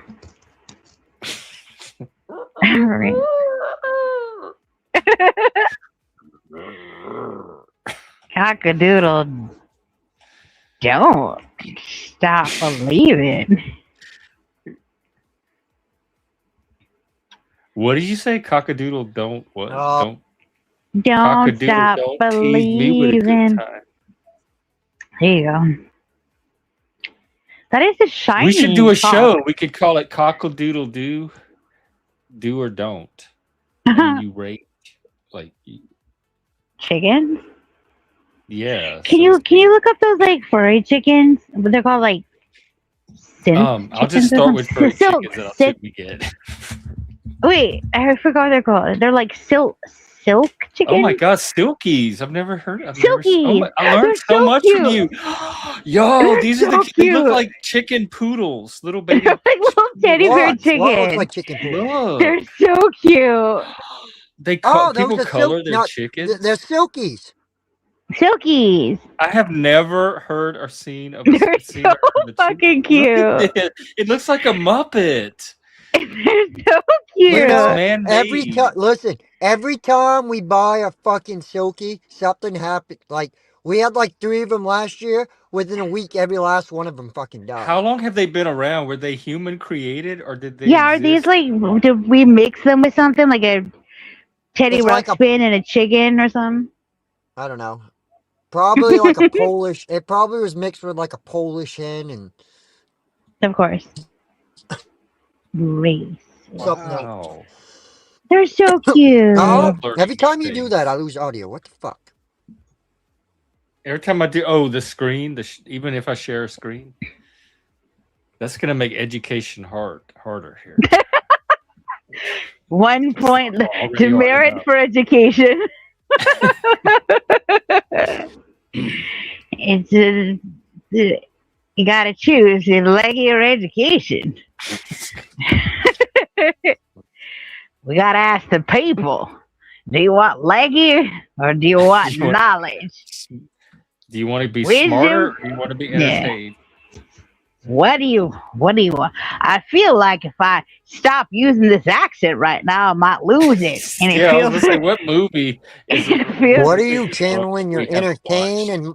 I feel like educate. I have the power of some kind of politician from yesteryear being channeled through. I feel like I'll say, boy. Is this Foghorn Leghorn running through me right now? No, it's not even him. I'm not sure who it is, but I thought you were trying to do was Foghorn Leghorn. I can't wait to do our role playing. Jeff, don't talk about that here. What the fuck? Be a chicken hawk.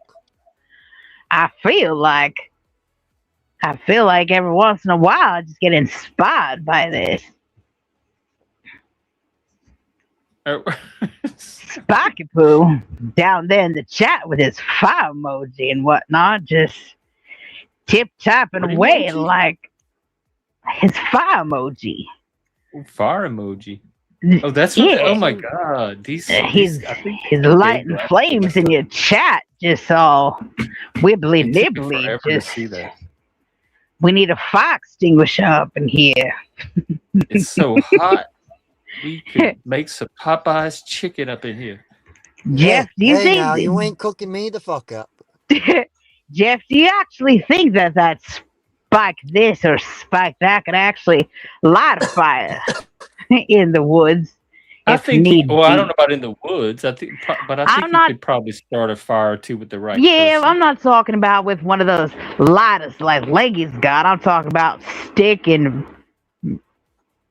She's talking about a ferro rod. I'm not sure. I mean, I'm all ears. Well, that's a bow. You're talking about a drill bow. A drill bow or a. Am I? Or a am I talking about whatever that is? I don't know. She just got wood on live. What? What's that shit called? Felt? What's that stuff called? Lint? Little? What's that shit called? It comes in emergency kit. It's like flint. It's like flint. A flint? That's what I said. A ferro rod. That is a different set of words than flint. A ferro rod is a flint. That's what the survivors use. They have to compete, try to win a flint to start the fire. Have you watched in the game? So on Netflix they got a show called Outlast, right? So it's like a mix what is of that? so it's like a mix of Survivor and Alone. I'm looking at like that. I never seen any of those. Alone on History Channel, right?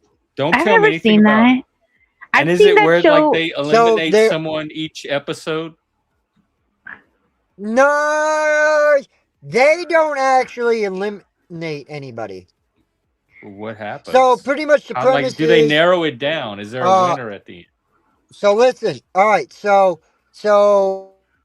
I watched the first season. I watched was Outlast, the Jungle, right?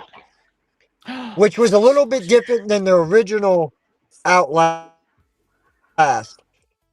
So, like, because in the jungle version, they could vote to kick you out of the group, and then you had 24 hours to rejoin a group, or you had to flare out. You had to survive as long as you can. Every player has a flare gun. When they're ready to, if they had enough, they can all they do is shoot come their out and shoot gun, the flare. and somebody will come and rescue. Get them. But now Yeah, that's pretty you cool. have to be in a group in order to win the money, though. It doesn't matter if it's just 2 of you or if it's all 4 or 5 So you're of your not original competing members. against everybody to be the last person. Not to be the last person, but you are competing with everybody. Like, essentially, you want to outlast the other groups, but you are.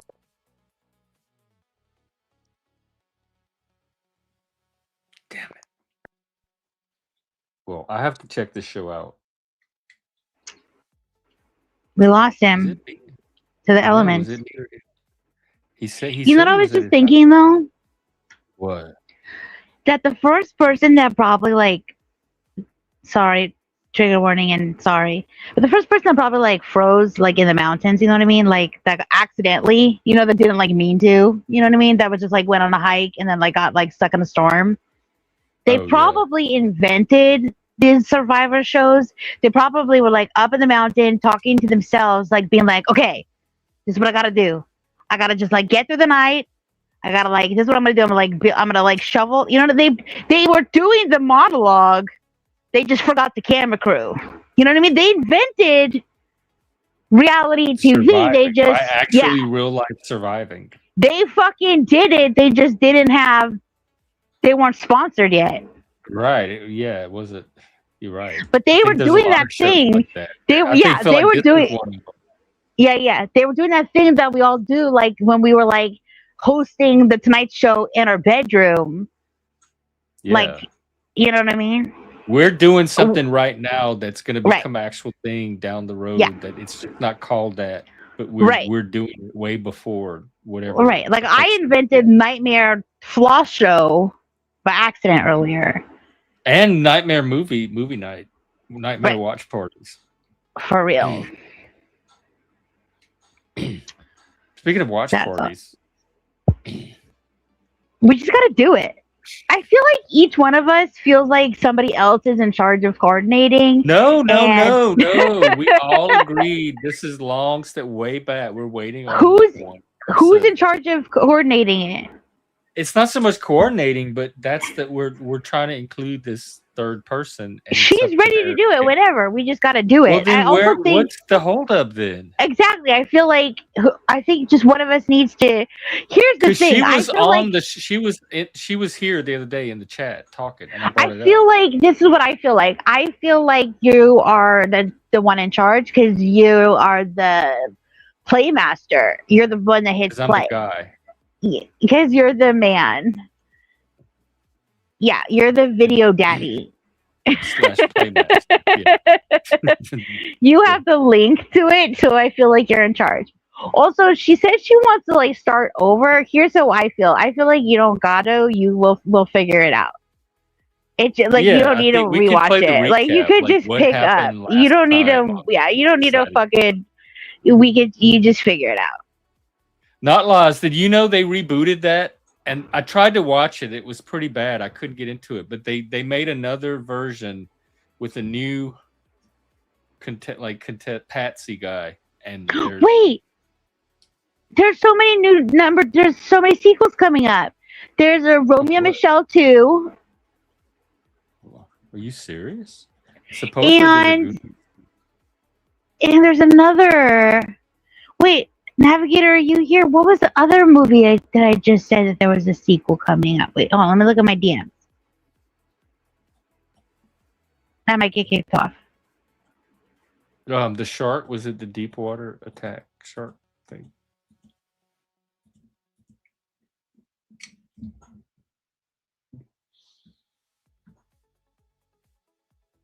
And we'll be right back, folks. Not a movie. It was. And we're back. It was. I don't want to talk about it. Okay. Well, it was this filthy part. We'll save that for our behind the scenes content. Yeah. Members only. Yeah. Who is that? Who's Jonathan Torrance? Torrance. John, let's I'll look him up. I don't know all these new people. I'm old. Right. You don't know the celebrities anymore. You're old. You've passed into another era. Me? No. Jonathan Ormond Torrance. He's a Canadian actor. I do not know this person. The first picture of him looks like Johnny Rotten. Welcome back. Thanks. But let's take a look at this. Yay, welcome back. Leggy, tell me if you know this person from like a TV show or character. Well, those are different. Wait, I kind of know I need him. a full screen. This looks like Johnny Rotten a little bit. Oh wait, I've seen his face. Wait, maybe. Oh wait, you're gonna lose. Boy. Oh wait, did you lose his Oh fuck! Sorry. I hear. You do hear. Okay, good. Okay, phew. I thought we lost another point for education again. You're funny. I thought Leggy was coming back to take his shirt off. Yeah, Leggy. I said if someone pays me for it, I'll do it. But until then, I'm not doing it. What if they pay me? Yeah, what if they pay him? What if you paid Jeff? You're gonna take your shirt off, I guess. I don't know. Oh, I would probably. His shirt's gone. No, please don't. Like, please don't. Please yeah. don't. No, please don't. You don't gotta ask him twice. No. You gotta pay him to keep it on. You gotta pay him to keep it on. I've been paid to take it off before, and I've been paid to put it back on before. In fact, well, I know I paid you to put it back on. To put it on. I ain't doing it now. It's coming off. Brown chicken, black chicken. There it goes. It's gone. Nipples out. Why? I still need to find out what the robots say in Freakazoid. Leggy, do you know? Oh yeah, that was like what you were doing like 3 hours and 16 minutes ago. Look, I'll take my shirt off if Shift takes her shirt off. I'm not even wearing a shirt. Well, how do we know that? You could just be saying. Go to my other channel. What other channel? The one where she takes her skirt. Yeah, I have my OnlyFins where all things are happening, and then I have my aggressive food eating channel. Where well, ma'am, I don't know where anything is because you won't share. Okay, anyway, moving on. All right, I gotta go now that the shirt's off. Oh wait, I want to hear the what. Oh, the robot. Hang on, we gotta do a yeah, Navigator, come up here and take everything off as well. Oh, he's gonna lose his. Whatever. Whenever you're ready, let it fly. Charlie, I have a question. Jeff, I'm right here. No dance steps. All right. Question. The song by Midnight Star from 1983, it's called Freakazoid. What do the robots say? I cannot find it in the lyrics. It's something like a bebop a doobity bop a lop a lop but it's in robot language. What are the robots saying? The robots in Freakazoid don't exactly speak in translatable English. They're a playful jumble of synthesized syllables.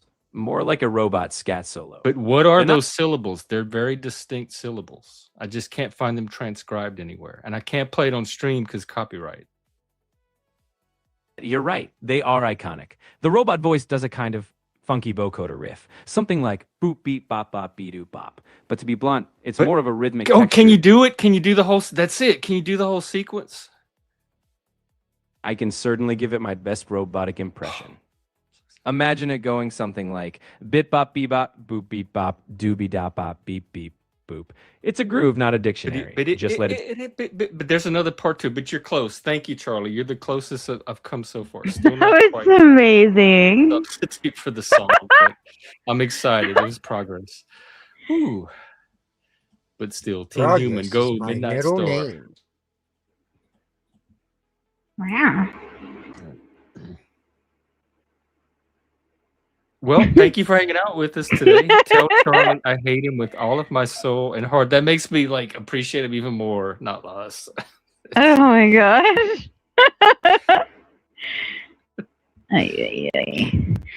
Y'all, sorry to do this. Sorry in advance to your sound, Leggy, but I gotta buff off. Art Okay. Navigator. That's okay. It's been Bye, such a gentlemen. fun time. Thank you so Thank much. you so much. Okay, bye guys. Bye y'all. All right, I'll see you at the watch party. Bye. Can you hear me? Oh, hold on. I might get it back. No. Hold on. Hello. Can you hear me? Woo. No. Do you come here Hold on. often? Speak. Oh no, I don't. Do you hear come here often? Fuck it. I'm out of here. I can't do this shit. All right, we'll wrap it up. See you at the next one. All right, unless someone else wants to come up last minute, I'm going to call that as our show for today. We're here every day, folks, 3 p.m. If you're on the East Coast of America, noon if you're on the West Coast, over here where I am. Also, don't forget to check out the Snohomish Podcast Network. They have a whole bunch of other podcasts, most of them local to the area where I'm from, but a lot of fun people. So give them a like and subscribe and all that other stuff. All right, we'll be out tomorrow doing it again. In the meantime, take care, have fun, be proud of yourself, and go celebrate whoever you are or whatever you're proud of.